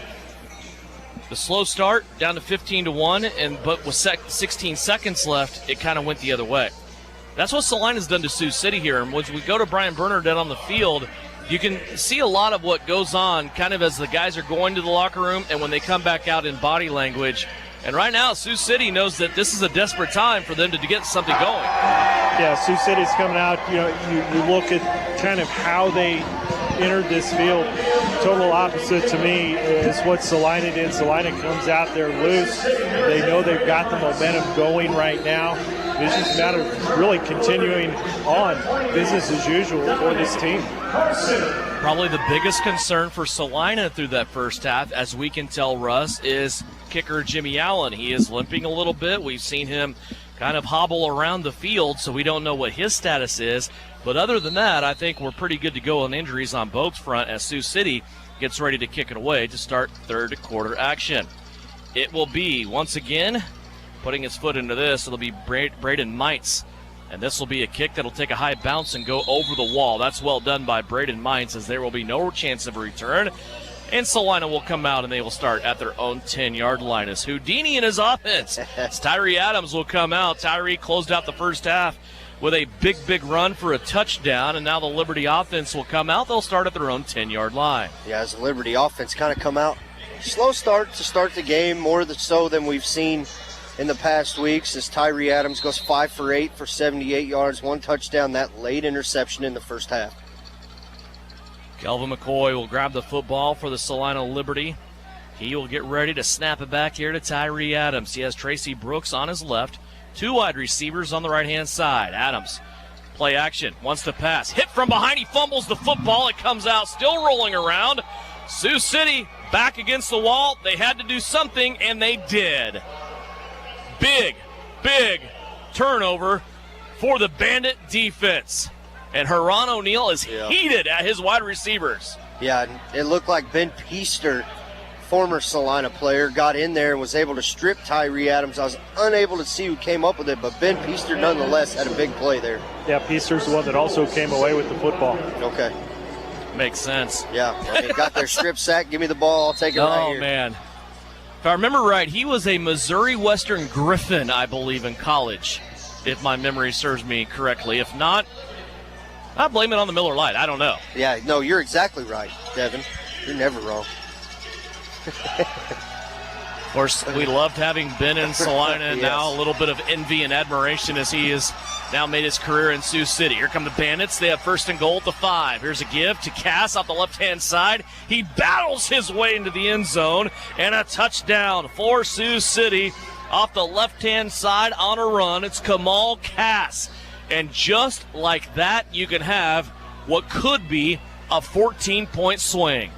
Yeah, and we talked about Salina coming out and getting the old 2-for-1 there as they scored and coming out, and kind of just shot that whole theory right in the dark as Ben Peaster turns it over for gets the turnover for Sioux City in one play and a touchdown. Ron O'Neill is not done with his wide receiving core, that's for sure. He stomps off the field, goes behind the bench wall, and still talking to those wide receivers. Here's Smith. Little screen out on the right-hand side for 2, and he gets it to Zach Eli. So here we go. A big score there by Sioux City as they were down 26-6. They put 8 points up on the board and make it 26-14. Yeah, just like that, as fast as we talk about it, as fast as the game changes, this indoor game, you never know. You know, Tyree Adams hasn't been under a lot of pressure throughout the year. He's been able to float up into the pocket, and, you know, they're on that possession. You know, give credit to Sioux City. Just a great, as they were kind of down going in, as Brian said, you can see Salina's kind of loose coming out. Sioux City kind of tight, and they come out and make the play to start the second half. Brian, your thoughts? Well, momentum now on the side of Sioux City, but that can change very quickly with one Dominic Carson back deep. We talked about body language. I just mentioned it right before that first down play for Salina. And again now, 2 turnovers for Salina. This is not a team that turns the football over. They had 0 turnovers last week in Wyoming. Now they have 2, and both of them had happened on first down. Yeah, it's just unlike Salina to say that, but you still got to give credit to Sioux City there. Unlike Salina, but when you look through history, isn't it so like Sioux City? Yes. That's what they do. Yes. Here are the Bandits now kicking off. It goes off the hands of Rashawn Stewart. Now trickles back inside the 5. Dominic Carson has to go chase it down, and he is going to make it back across the 10 to the 13-yard line. Very fortunate and skilled to do that.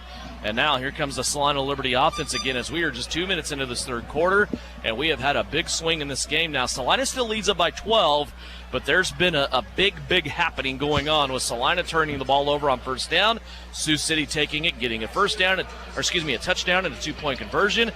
Now it's game on. Yeah, and you see what Salina can do here. Coach O can get his guys composed, call the right plays. Tyree, we trust in you. Go make it happen. Here comes Salina. Little Sioux City looking play there. It ends up with Tracy Brooks, who tries to spin off a couple of defenders, but he can't spin off the whole defensive line because they are all there for a 1-yard loss. It is the defending player of the week on defense, Claude Davis, along with Ben Peaster and Davon Bridges. Yeah, and Sioux City's front 3 is just, you know, we talk about Salina's front 5 really when they rotate in all the time, but this front 3 from Sioux City is playing excellent tonight. Peaster, the defensive tackle, Bridges to his right, Davis to the left. Tyree Adams now with a 2nd down and 11. 3 wide receivers, left-hand side. Pump fake. Adams wants to go deep. Has Fast Ed Smith at the 10, and he's going to walk it in for the second time tonight. On the second consecutive play that looks exactly the same as the first, Ed Smith Jr. in the end zone for a Liberty touchdown. Yeah, plenty of time in the pocket right there for Tyree to step up, let the play develop, let Fast Ed Smith blow past everybody in the middle, and it looked like the guy may have had a shot. If you were watching, he never had a chance. Fast Ed Smith's outrunning him right there. It sounds like a clever name, and it is, but that's actually what his teammates and coaches call him. He's Fast Ed. Nobody calls him Ed. No, you heard it at halftime. Even Tyree said it, and Fast Ed's one of the best Madden players on the team. Jimmy Allen on for the extra point, 32-14 Liberty now. 11:30 left to go here in the third quarter. And here's a flag. Tracy Brooks took off with that snap, and they're going to say procedure against Salina. Yeah, as we see Jimmy Allen still not right, down there. I don't know, Brian, if you got a chance to talk to him coming out at the half. I did. He came over, and the discussion was on the one of the plays. He was planted, and they came across, and basically he goes, it's kind of a hyperextension type, and he goes, it hurts. But he goes, it'll power through it. And, I made the comment, for a younger guy, it might not hurt as bad. From the 14 now, as the placement, Tracy Brooks will put this ball down, and the kick is up, and it is good. So Jimmy Allen gets another one. 11:24 left to go here in the third quarter, just early on, second half. 33-14 is our score. Two teams trading touchdowns to begin the third quarter, and we might be in for a long second half here. I know that first half moved along pretty quickly, but now these two teams buckling in against each other, and it could be a really, really entertaining long second half.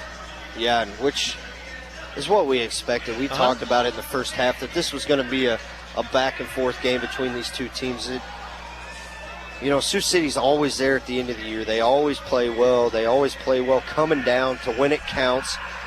We've talked to Coach O about Salina. We hear about Omaha. We hear about Sioux City. But you don't really hear about Salina, and you hear about Omaha, who is now, 1 on the year, and you got these two undefeated teams right here that are slugging it out. Right now, 1-2 is Salina and Sioux City. Sioux City half a game behind Salina. When you look at the CIF standings coming into tonight, that's just because Salina has one more win than what Sioux City has thus far. But as we talked about, things are going to turn a little bit here for Salina. They're going to have a combination of a boatload of road games and bye weeks, where they have played more games than anybody else in the league. They've also had 4 out of 5, including this one here at home, with their only road trip going to Gillette, Wyoming last week, in which they took care of business. That's the only meeting between the Mustangs and the Liberty in the regular season scheduled this year. So they got the tiebreaker if that should happen for any reason. Here's the kick by Jimmy Allen, end-over-end kick. It's going to go back to Xavier Spann at his own goal line. Spann starts out angling to the right, but then tries to change back to the left, and he will be corralled right there by Naquan Thomas at the 16-yard line. Maybe the worst starting field position in a so. while Yeah, for Sioux City. I was just thinking about that. They've had the ball about midfield, had good returns every time, and Salina's had a couple touchdown-saving tackles. They had a couple. They started out at the 5, but out of a kick return, yes, you're right. Yes. 11 minutes left here, just underway third quarter. 33-14 is our score. Only game tonight in Champions Indoor Football. Glad you could join us if you're listening or watching. One back in the backfield. And a fake for Smith. Now he's going to roll out left-hand side. Jeff Mack has it. He'll make it back to the line of scrimmage, and then Travis Taylor escorts him out of bounds. Second down and 10 coming up.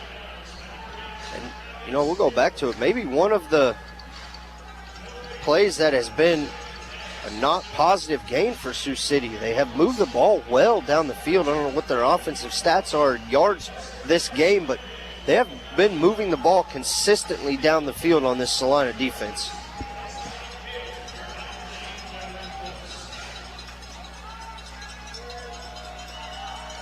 Second down and 10. Sioux City breaking the huddle, and they're running out of time. 2 seconds left on the play clock, down to 1, and they're going to have to burn a timeout. Boy, an awful lot of time, Brian, in that huddle for Sioux City. Not sure what the conversation was there in the huddle, but they ran out of time and now have to use one of their 3 timeouts here in the second half. Yeah, there was a little bit of confusion there in the huddle, and the concern that I would have right now is to burn in a game in this situation where you're really trailing for probably this deficit for the first time this season. To burn a timeout this early in the second half could be crucial later on in the fourth quarter. Yeah, you called it, Brian. That's exactly right. It's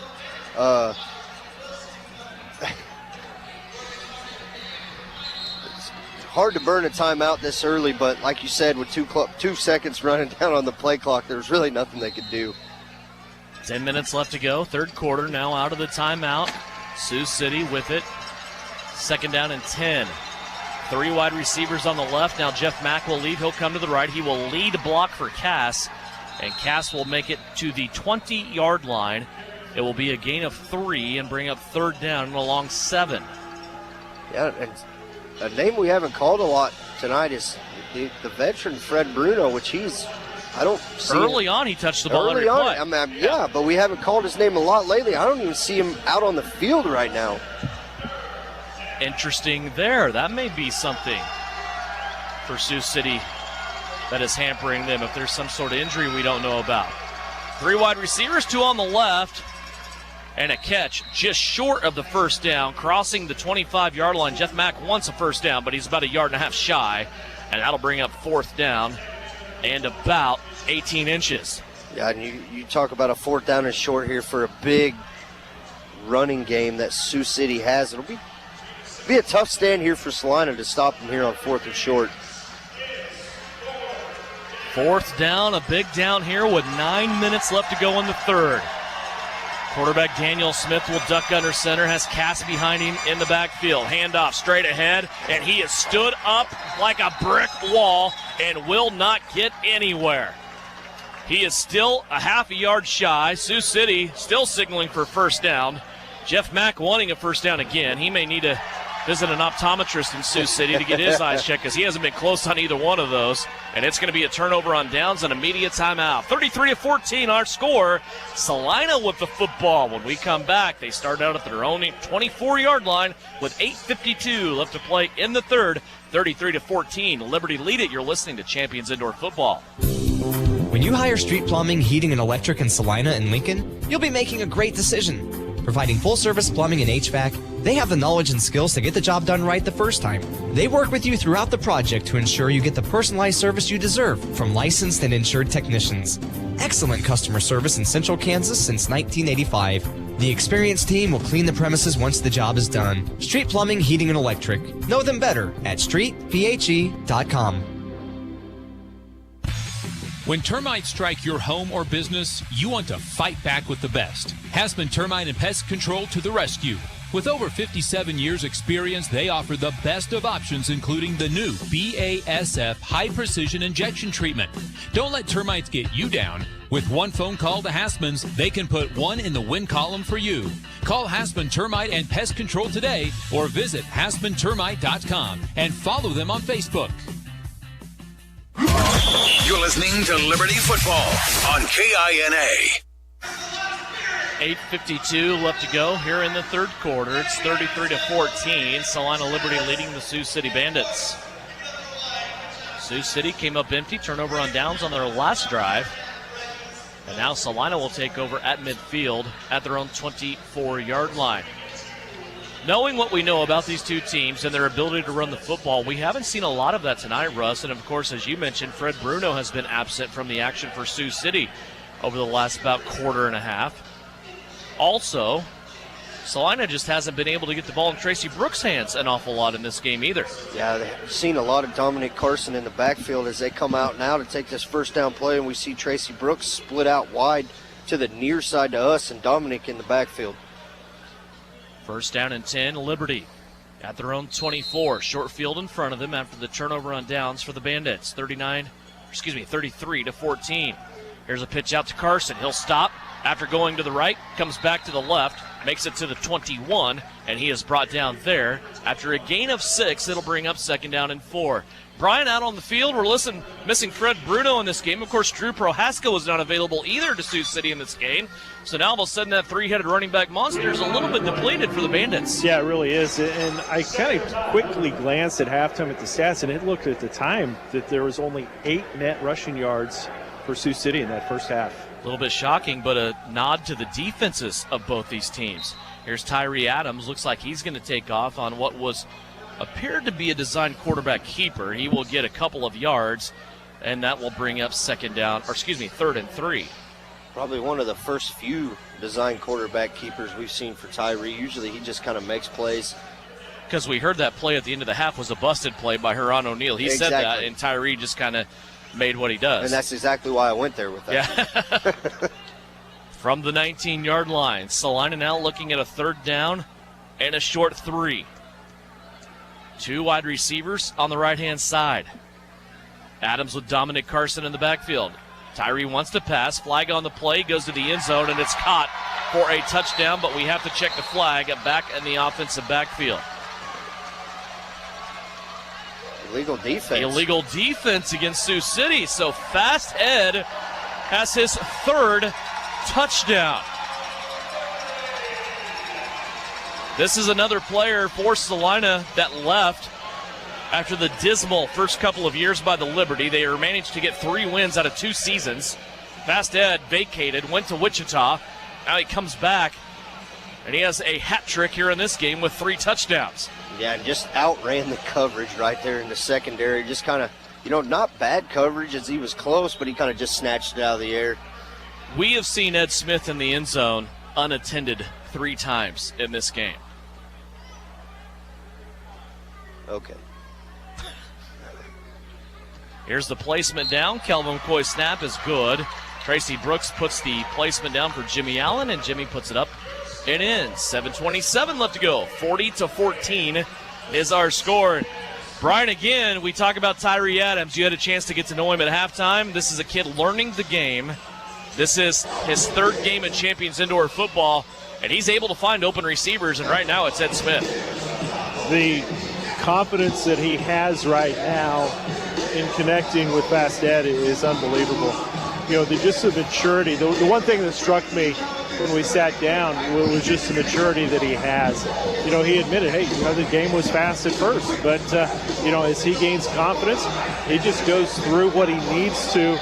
But most of all, it's the confidence that he gets from playing for Coach Ron O'Neill. Yeah.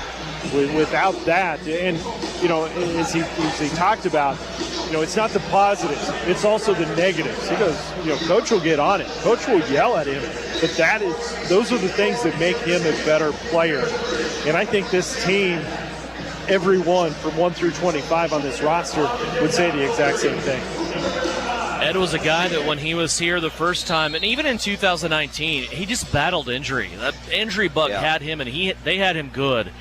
But now he's healthy, and we see it here in this season. He made a spectacular catch last week in Gillette, able to make 3 touchdown catches here.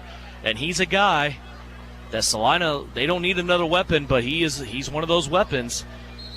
And he has helped them get out to a 40-14 lead over the Sioux City Bandits with 7:23 left to go. Jimmy Allen's kick will squirt off to the left-hand side and hit the wall where it will be whistled dead there. The Bandits will take over now with a long field in front of them midway through the 3rd quarter. Yeah, just a great kick there by Jimmy to get it over to the side and get it inside the 10-yard line and not give Sioux City a chance. Shaq Bradford, Rusty Becker, Jake Latimer, your 3 defensive linemen for the Salina Liberty to start out here in this drive. Naquan Thomas, Dontre Matthews, the linebackers. Brayshawn Stewart, his first start for the Liberty and first playing time in a league game. On the left-hand side, Trey Roberts on the right-hand side, and Mr. Liberty, Isaiah Barfield, in the middle of the field playing safety. 2 wide receivers on the right-hand side. Here's a pick! Dontre Matthews out on the flat. He read that like a book, was able to take it in and make his way to the 5-yard line. That might be the nail in the coffin halfway through the 3rd quarter for the Liberty defense. D-Trey able to take it away on first down. 40-14, Liberty have it, first down and goal at the 5. Yeah, just a great read by D-Trey there in the backfield. Kind of dropping back from his linebacker spot and making a beat on that play right there. 6:49 left to play in the 3rd. And this thing is getting ugly.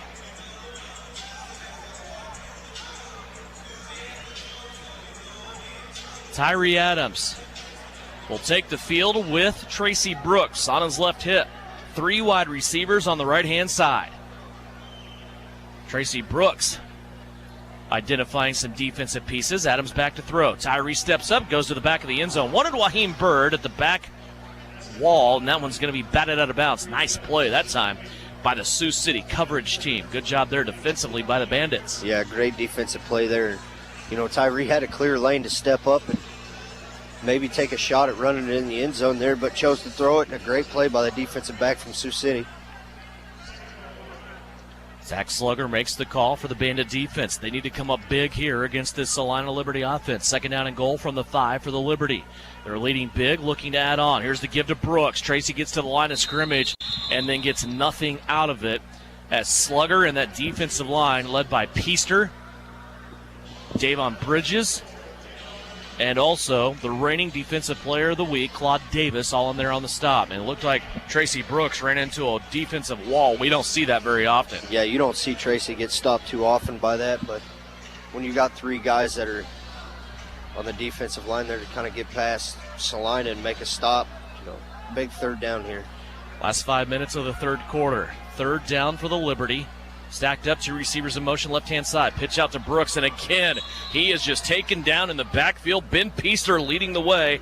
Big Ben and Braden Mites both back there, and Tracy Brooks loses 2 yards on the toss-out to the left-hand side. And, Brian, we've seen Ben Peaster in this building a lot, wearing Salina colors, and he is anchoring his defense right now. Yeah, he really hasn't slowed down at all over the years.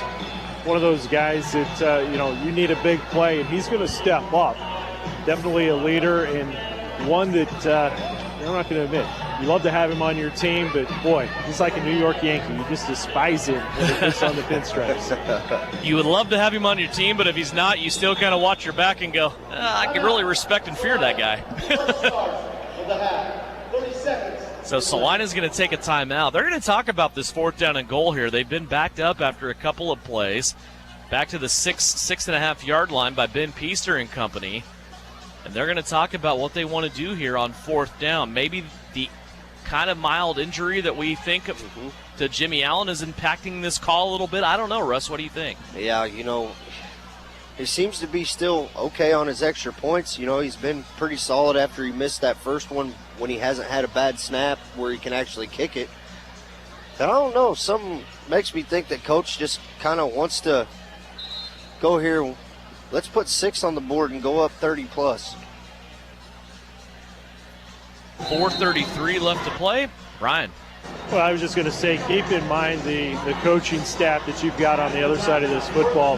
This Sioux City, I don't care what the lead is. It's not going to be safe until it's all zeros across that board. Salina heavy on the right-hand side. Tracy Brooks, the running back. 3 wide receivers to the right as well. Adams back to throw. Floats one over the top of Nelson Brown. Nelson's been quiet in this game. Yeah. And Salina will turn it over on down, so Sioux City dodges a huge bullet there, led by Ben Peaster, and the Bandits will take over at their own 5-yard line when we come back. Second media timeout of the third quarter. It comes with 4:28 left to go here at the Tony's Pizza Event Center. Salina 40, Sioux City 14. You're listening to Champions Indoor Football. Hi, I'm Hannah, flooring designer with Mead Lumber of Salina. As an employee-owned company, we work hard to gain your trust and know every penny you spend should be well worth the product you choose. We cater to all customers, interior designers, contractors, or do-it-yourselfers. We recently added a 3,000 square foot showroom with carpet, LVP, tile, hardwoods, or laminates on display. Come see all the products we offer to help you with your next flooring project. Mead Lumber of Salina, where we make every aspiration doable. Mead Lumber, 707 North Broadway. At Comfort Heating and Air, we believe there's no place like your home. That's why we're proud to be a York dealer, an American-made product made in local factories right here in the Midwest.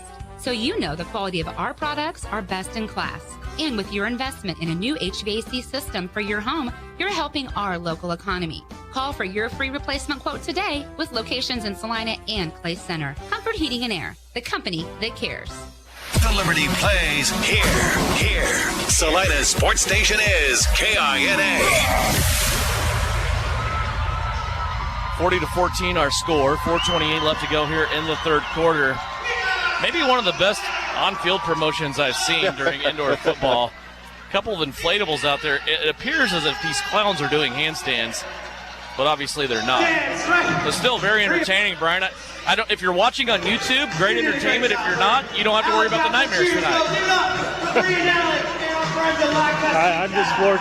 They're not actual clowns on their hands. Right. I don't think so. Do you know that? No. You don't know for sure. No. But, I've seen a lot of promotions, but that's the first time we've seen that one. Let's face it, I'm pretty non-committal about everything. After the turnover on downs. 1st and 10, Sioux City. So Salina turns it over on downs. Sioux City will take over. Another big stand by that Bandit defense. And Sioux City will come out now. Daniel Smith back under center. 1st down and 10 from their own 5-yard line. Smith, 3-step drop, flag on the play, has an open receiver over the middle of the field. He drops it in to Marshall Williams. And he will make his way all the way out to the 22-yard line. And now we got to check the flag. I got some bad news for you guys. Just saw it, Brian. I pointed it out. My friend, the bat is back. Illegal defense on Salina. Penalty decline. 1st down, Sioux City. Let's get back to football here, gentlemen. That's easy for you guys.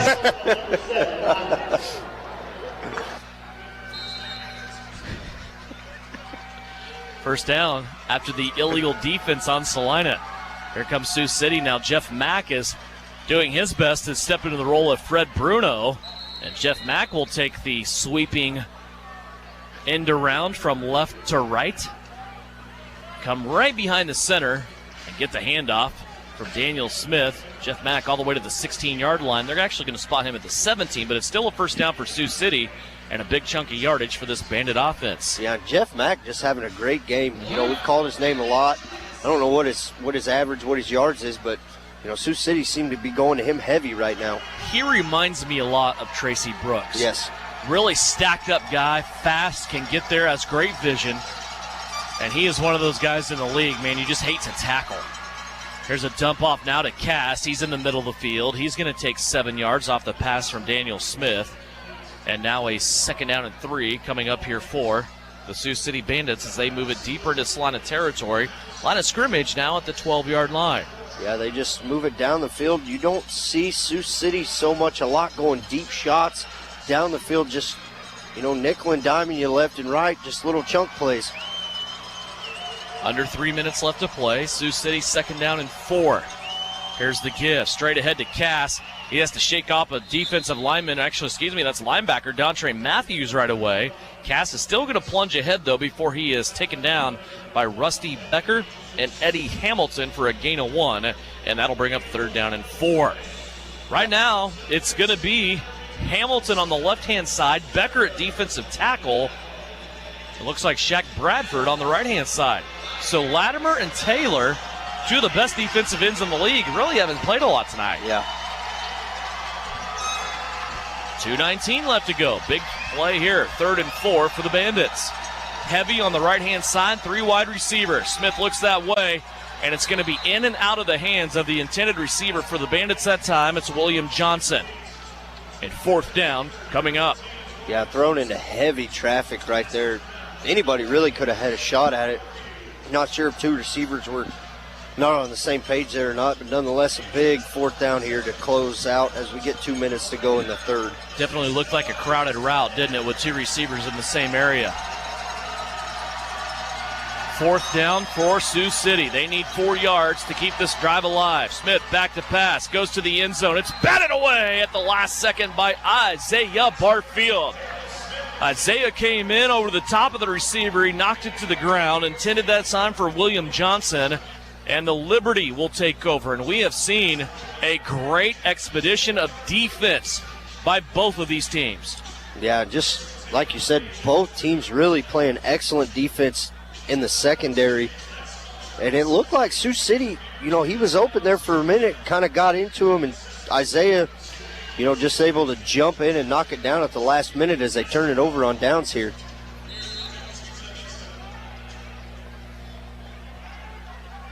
.133 left to go.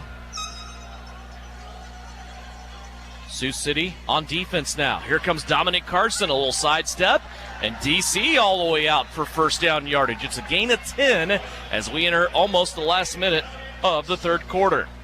Yeah, really the first, you know, big game. We've seen Dominic kind of able to break out and find a hole, get up the middle, and get 10 yards, you know, here as we go 1:05 left to go in the 3rd. 40-14. Carson switched numbers midstream through second quarter. His 21 got ripped. Went to 28. Two wide receivers to the right-hand side for the Liberty. Jason Shelley, the newcomer, has been quiet in this game, has yet to catch a ball. Here's the give to Carson again. Straight ahead, slips through a couple of tackles, still twisting, turning his way for an 8-yard gain. And that'll be 2nd down and 2. And that may be the last play of the third quarter. If Ron O'Neill really wants to, he can take this to the end of the third and break it to the fourth. Yeah, he looks over to the bench. He says, our offense needs some water. Let's get it going here. And Tyree Adams now putting on an exhibition of what he may do next play as we're going to go to the fourth. 40-14. Our score going to the fourth quarter. We'll have it for you when we come back. Salina leading Sioux City as you listen to Champions Indoor Football. Neighbors helping neighbors. That's what we do. Hi, I'm Gary Shorman with the Schmidt Foundation and Eagle Radio. Now is your time to pitch in and help by signing up for the COVID vaccine. At Child Advocacy and Parenting Services, better known as CAPS, we know the burdens families are facing in response to COVID. Stress levels are higher than ever because of isolation, unemployment, and the precautions necessary to reduce the spread. Unfortunately, that means many of us are forced to make decisions about whether to provide supervision for our kids or to keep working to put bread on the table. These kinds of decisions cause stress, which is the greatest reason child abuse occurs. At CAPS, we join our community in doing everything we can to help. And we know COVID is still a very real threat. We have a choice about how to respond. We can point fingers and place blame, or model for our children how to solve problems together by talking calmly, asking for help, and lending a hand. It takes each one of us to protect our children.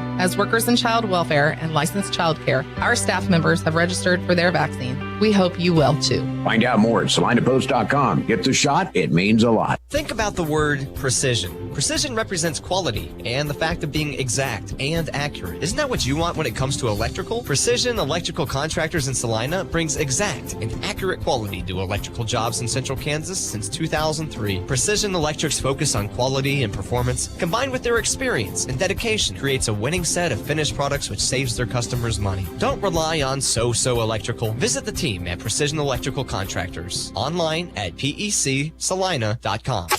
You're listening to Salina Liberty Football on KINA Sports. 40-14, Salina leading Sioux City as we start fourth quarter action. Trying to get the chains set on the far side as we begin the final quarter. 2nd down and 8 for Salina. They're at the Sioux City 21-yard line.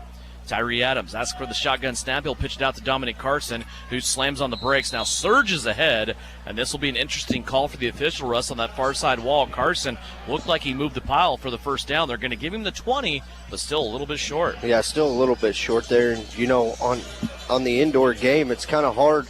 The official's trying to get out of the way, so you got the far side official trying to spot it if you're new to the indoor game, which I hope not. I hope you've been joining along with us the whole year, but you know, there's only so much room over there for so many guys.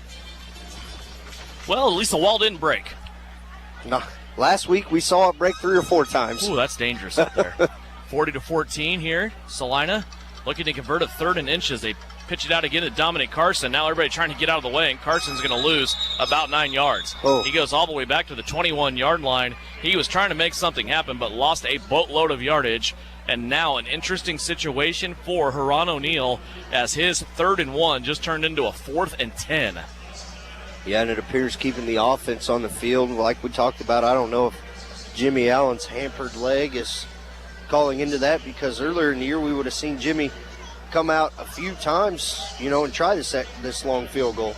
His longest of the year is a 37-yarder. That came into play against Wichita in the first league game for Salina this season. But the offense stays out there for the Liberty. 4th down and 10. They need to go from 20 to 20. Tyree Adams steps up. Now he's going to run across the line of scrimmage, looking for some space, still trying to turn. He's going to be picked up and slammed to the ground. That should be a flag. You cannot pick an offensive player up and slam them. And that was almost WWE-style pile driver and a kip-up by Tyree Adams. He is Houdini, Brian Berner. Yeah, he definitely is. That was a big pickup and toss. And short of the line of gain. I'm really surprised, as you said, that there wasn't some sort of flag thrown on that. Yeah. We saw that call if you were watching the CIF Thursday night in Wyoming and Dodge City, out in Dodge, that same exact situation happened, and it was called an unsportsmanlike conduct for picking up a player and slamming him down.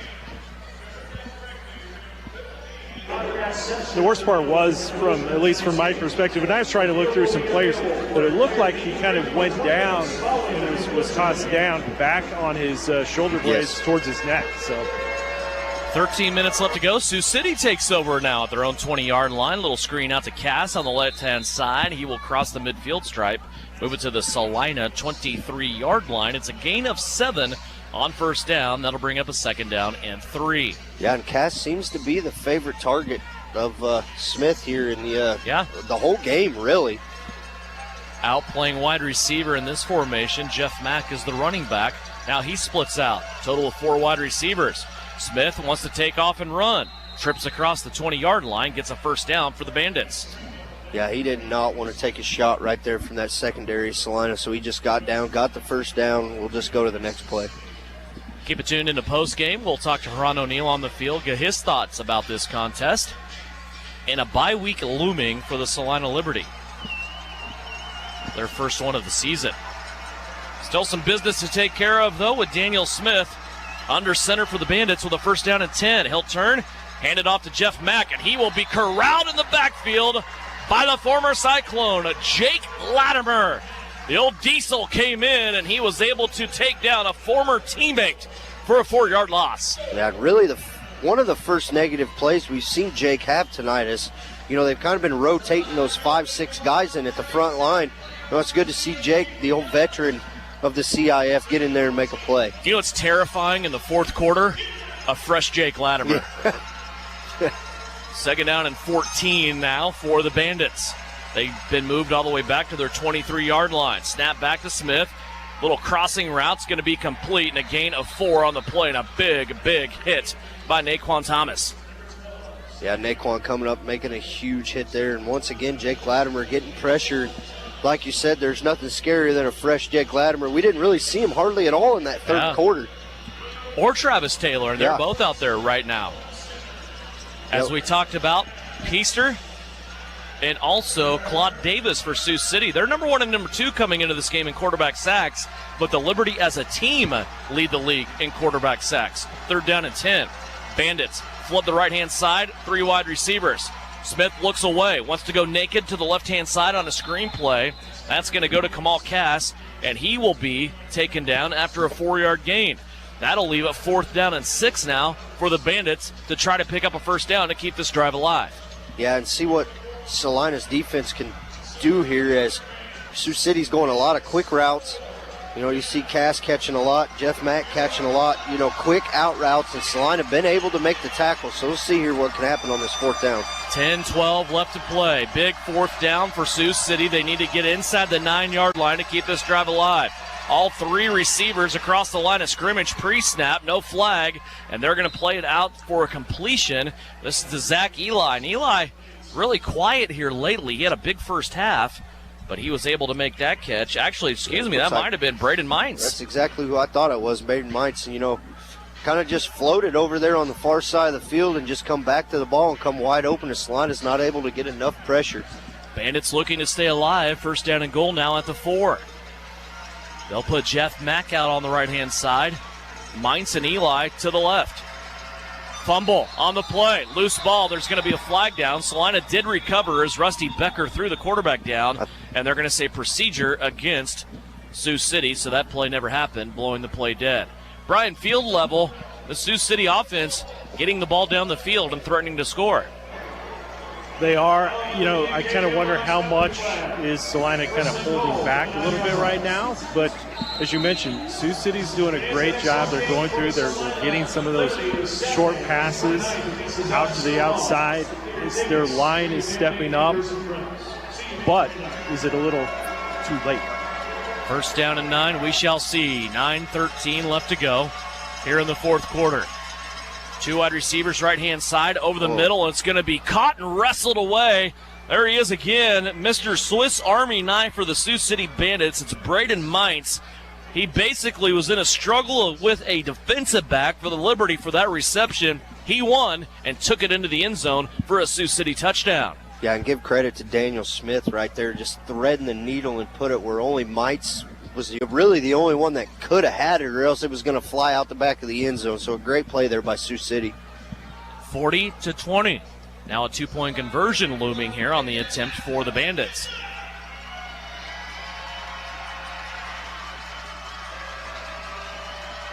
Daniel Smith under center, takes a snap, pitch out Jeff Mack. He was in motion, has a run at it, and he's able to reach out, stretch, and break the plane. Another 2-point conversion for the Sioux City Bandits with 8:15 left to go on the clock.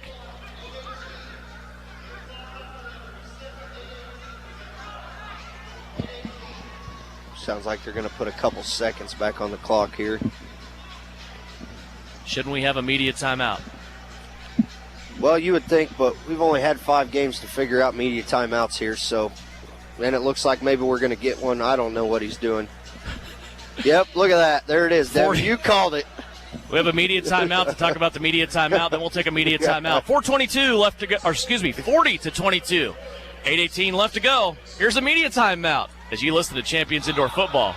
Don't go another day with roof problems. Ryan Roofing will provide you with the world's best roof, the Durolast roofing system, custom prefabricated to fit your specific building. Your Durolast roof will be leak-free with virtually no maintenance. It's resistant to fire, high winds, chemicals, and temperature extremes. Plus, there are potential energy savings versus traditional roofing. Ryan Roofing has installed over 10 million square feet of Durolast roofing. Trust Ryan Roofing to solve your commercial roofing needs. Call for a quote today, 825-0475. Salina Regional's Orthopedic and Sports Medicine is your home field advantage. Led by orthopedic surgeons Drs. Timothy Hawks and Travis Rump and sports medicine physician Dr. Matthew Pyle, along with an A-team of certified athletic trainers and physical therapists, we are ready when you need us to help prevent injuries, enhance performance, or to heal through surgery and rehabilitation. For area athletes to weekend warriors, the home field advantage starts at Salina Regional Orthopedic and Sports Medicine. You're listening to Liberty Football on KINA. 8:18 left to play in this one. Salina leading Sioux City 40-22. Salina got out, had a really good second quarter, and was able to finish the first half strong. Sioux City still playing catch-up, but here we are, an 18-point game, still 3 possessions, as Sioux City set to kick it off to the Liberty with just a little over 8 minutes left to play. Yeah, it'd be interesting to see here what Salina does, you know, kind of going for the pass there early in the fourth quarter and see, you know, Dominic Carson kind of pushed it down the field and then they kind of went away from it. See if, you know, if Tracy Brooks in the run game can get involved. Salina bringing everybody up, anticipating an onside kick, and it looks like Sioux City is lined up for it as Braden Mites has his hand in the air. He's just going to kick a dribbler here, and it's going to be taken in by Trey Roberts. And boy, he did a really good job, did the former Bethany College product, taking that football in close quarters. And you talk about hot fire coming right at you. That's what Trey Roberts had to deal with there, Brian Berner, as he was able to take that football in and take a couple of steps backwards to soften the blow. But Salina will have the touchdown here in very, very good shape. Yeah, that's one of the tough situations when you have Braden Mites, not only is your kicker, but the guy that does everything. You know, and he's not a small guy, 6'2", 240, and he's coming full head of steam. He knows where that ball's going to go. He knows what his target's going to be. Not a person that I want coming straight at me. Not at all. Brian Berner on the field, brought to you by Salina Wholesale Liquor. 8:14 left to go. 40-22 is our score. Salina leading. They also have the football at the Sioux City 11-yard line. Short field here for the Liberty, and a chance to extend this 18-point lead. 3 receivers, left-hand side. Tracy Brooks in the backfield. They're going to hand it off here in a face mask as Ed Smith came basically on a sweep end around from left to right. Ed slammed on the brakes momentarily and then had his face mask grabbed and his head turned around. Yeah, that's the only time you can slow fast Ed Smith down, when you try to rip his head off his shoulders. The officials will talk about it. The penalty happened about 3 yards deep in the backfield, and they're going to call a personal foul, face mask on the defense for Sioux City. Looked like Ben Peaster was the one that got it.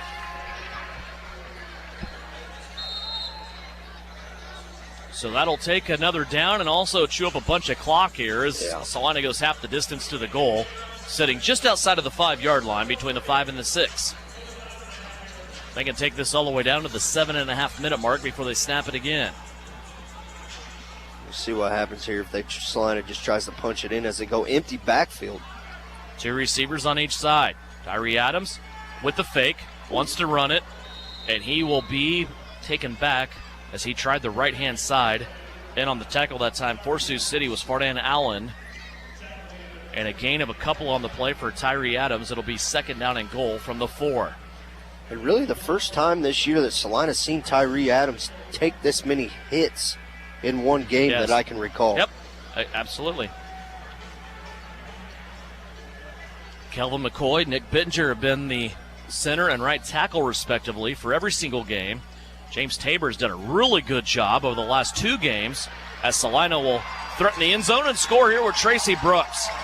Tracy gets it into the end zone, and he's extended the Salina lead to 46-22. But to finish that thought, James Tabor did an excellent job in the last 2 games against Wyoming and Omaha at the left tackle, subbing in for Big Josh Hughes.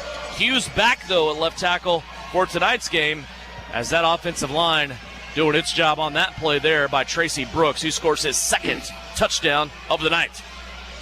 Yeah, you see Dominic get a bulk of the carries so far as Tracy Brooks has been split out a lot at wideout. So, Jimmy Allen come on with a bum leg and all trying to put the extra point up. Kelvin McCoy's snap is perfect. Tracy Brooks puts it down. There's a flag on the play. Jimmy Allen's kick is up and through.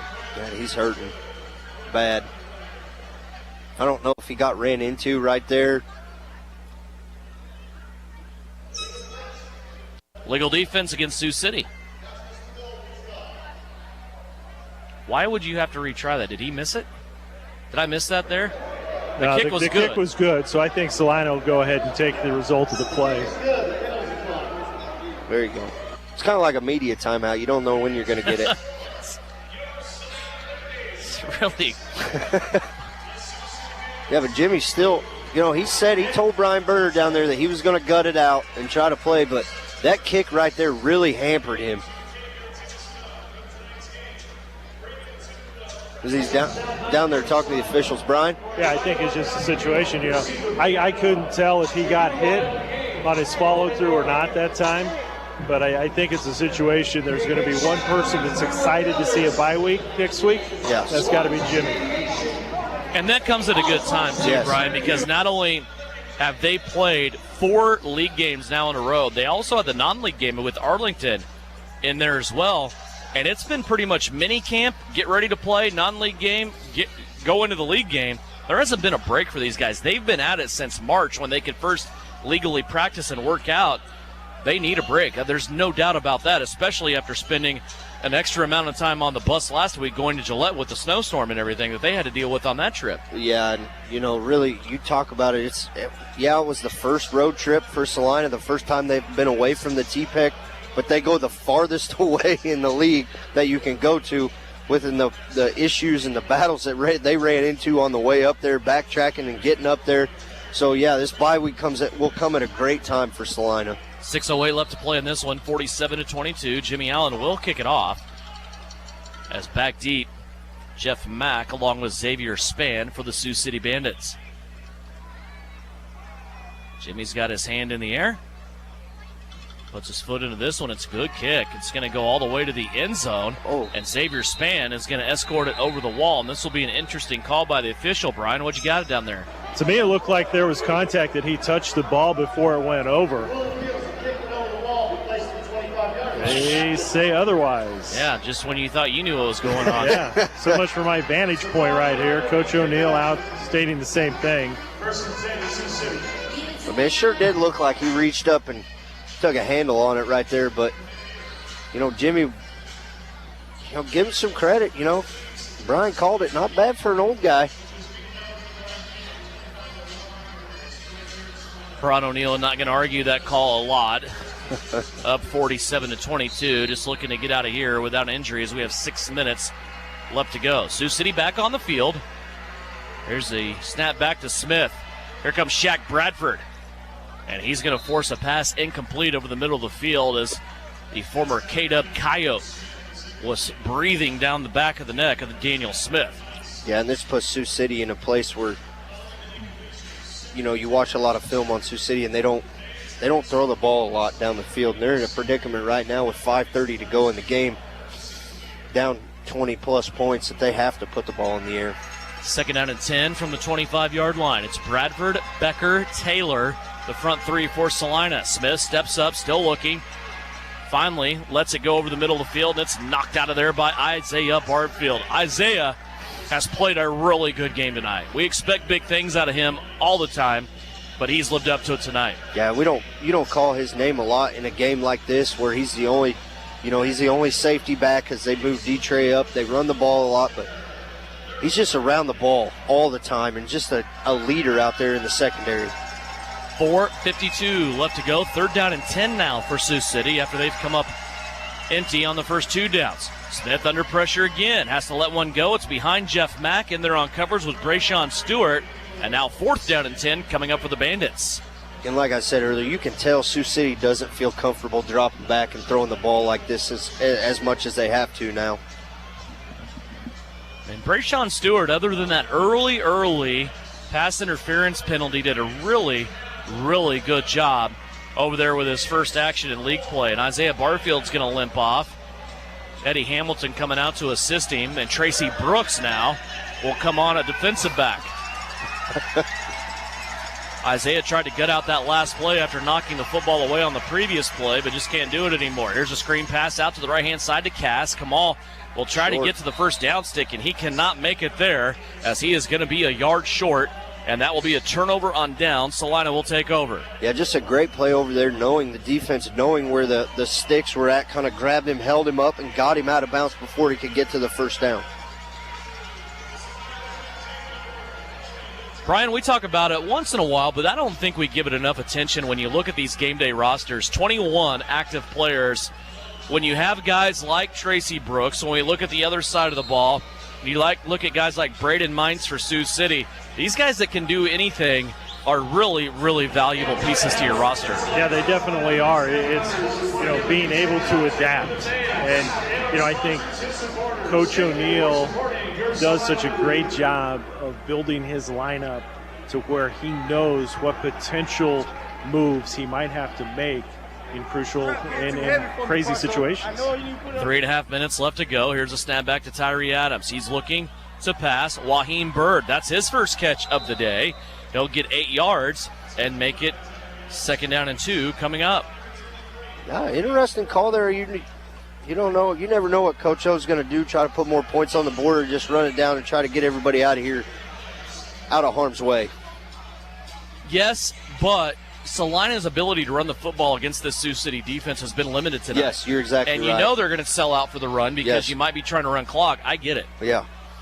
8 yards on first down will bring it up 2nd down and 2.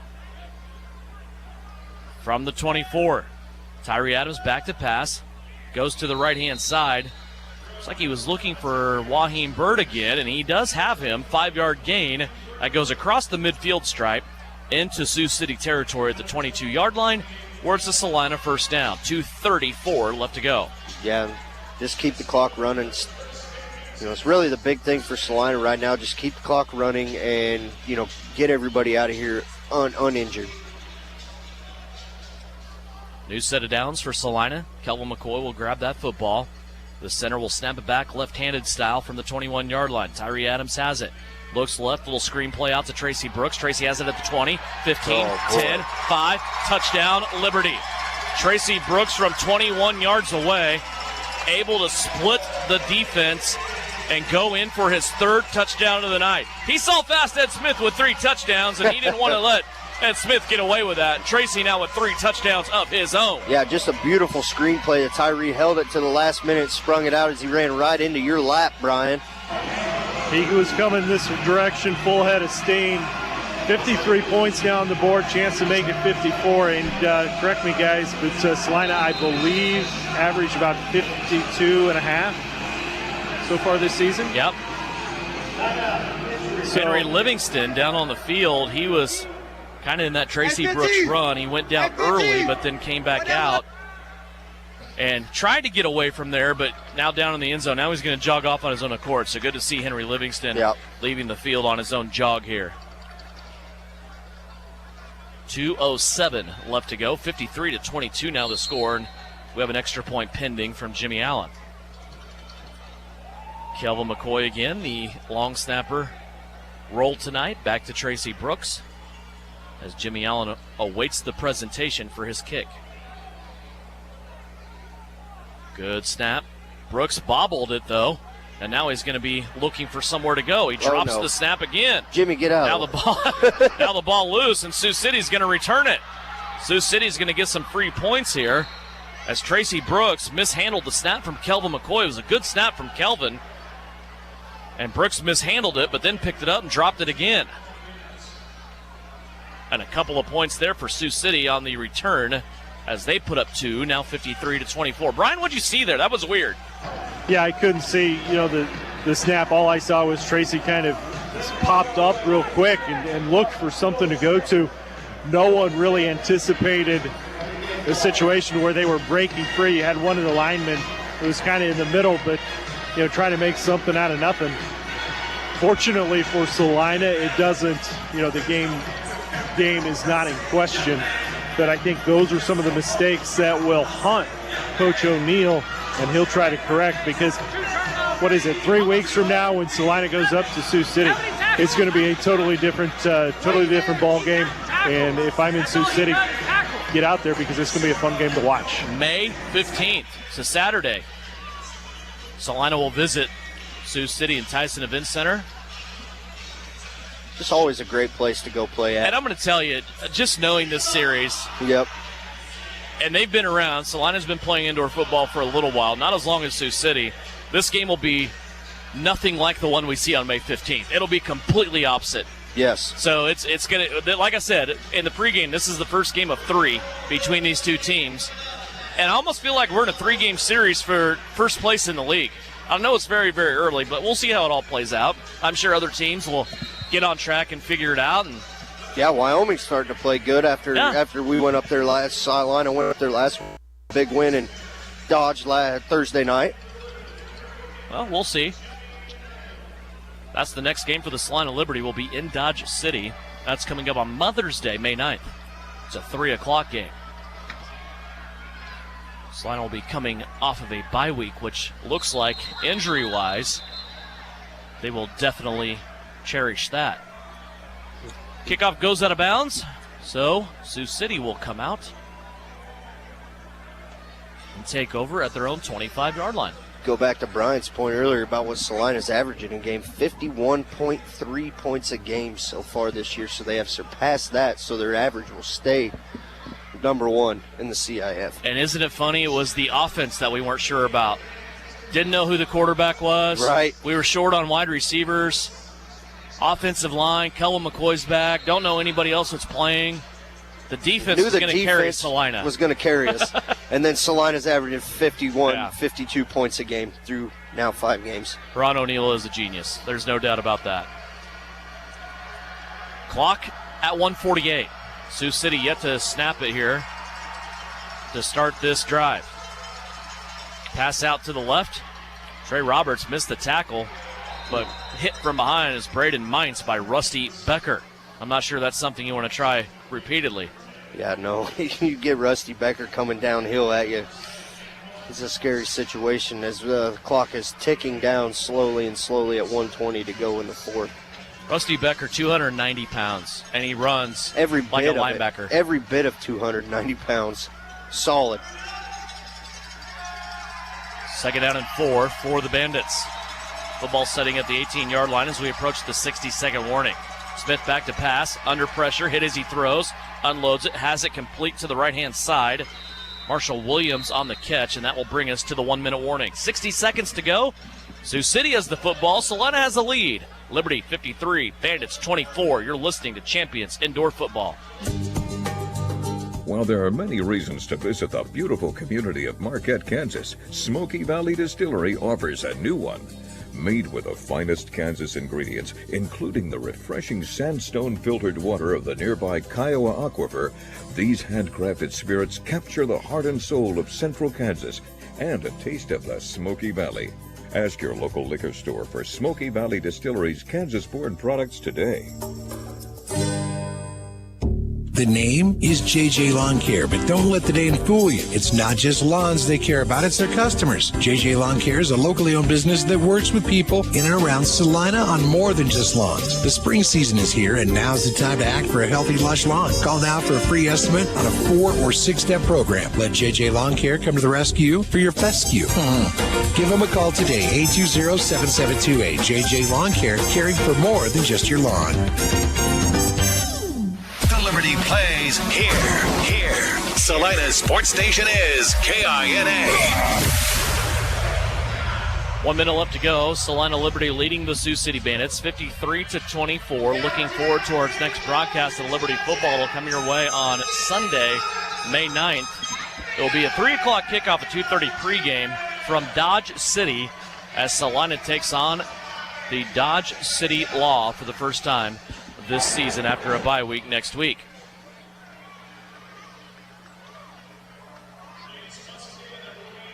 And after this, with 1 minute left to go, Salina will emerge from this week as the only undefeated team left in Champions Indoor Football.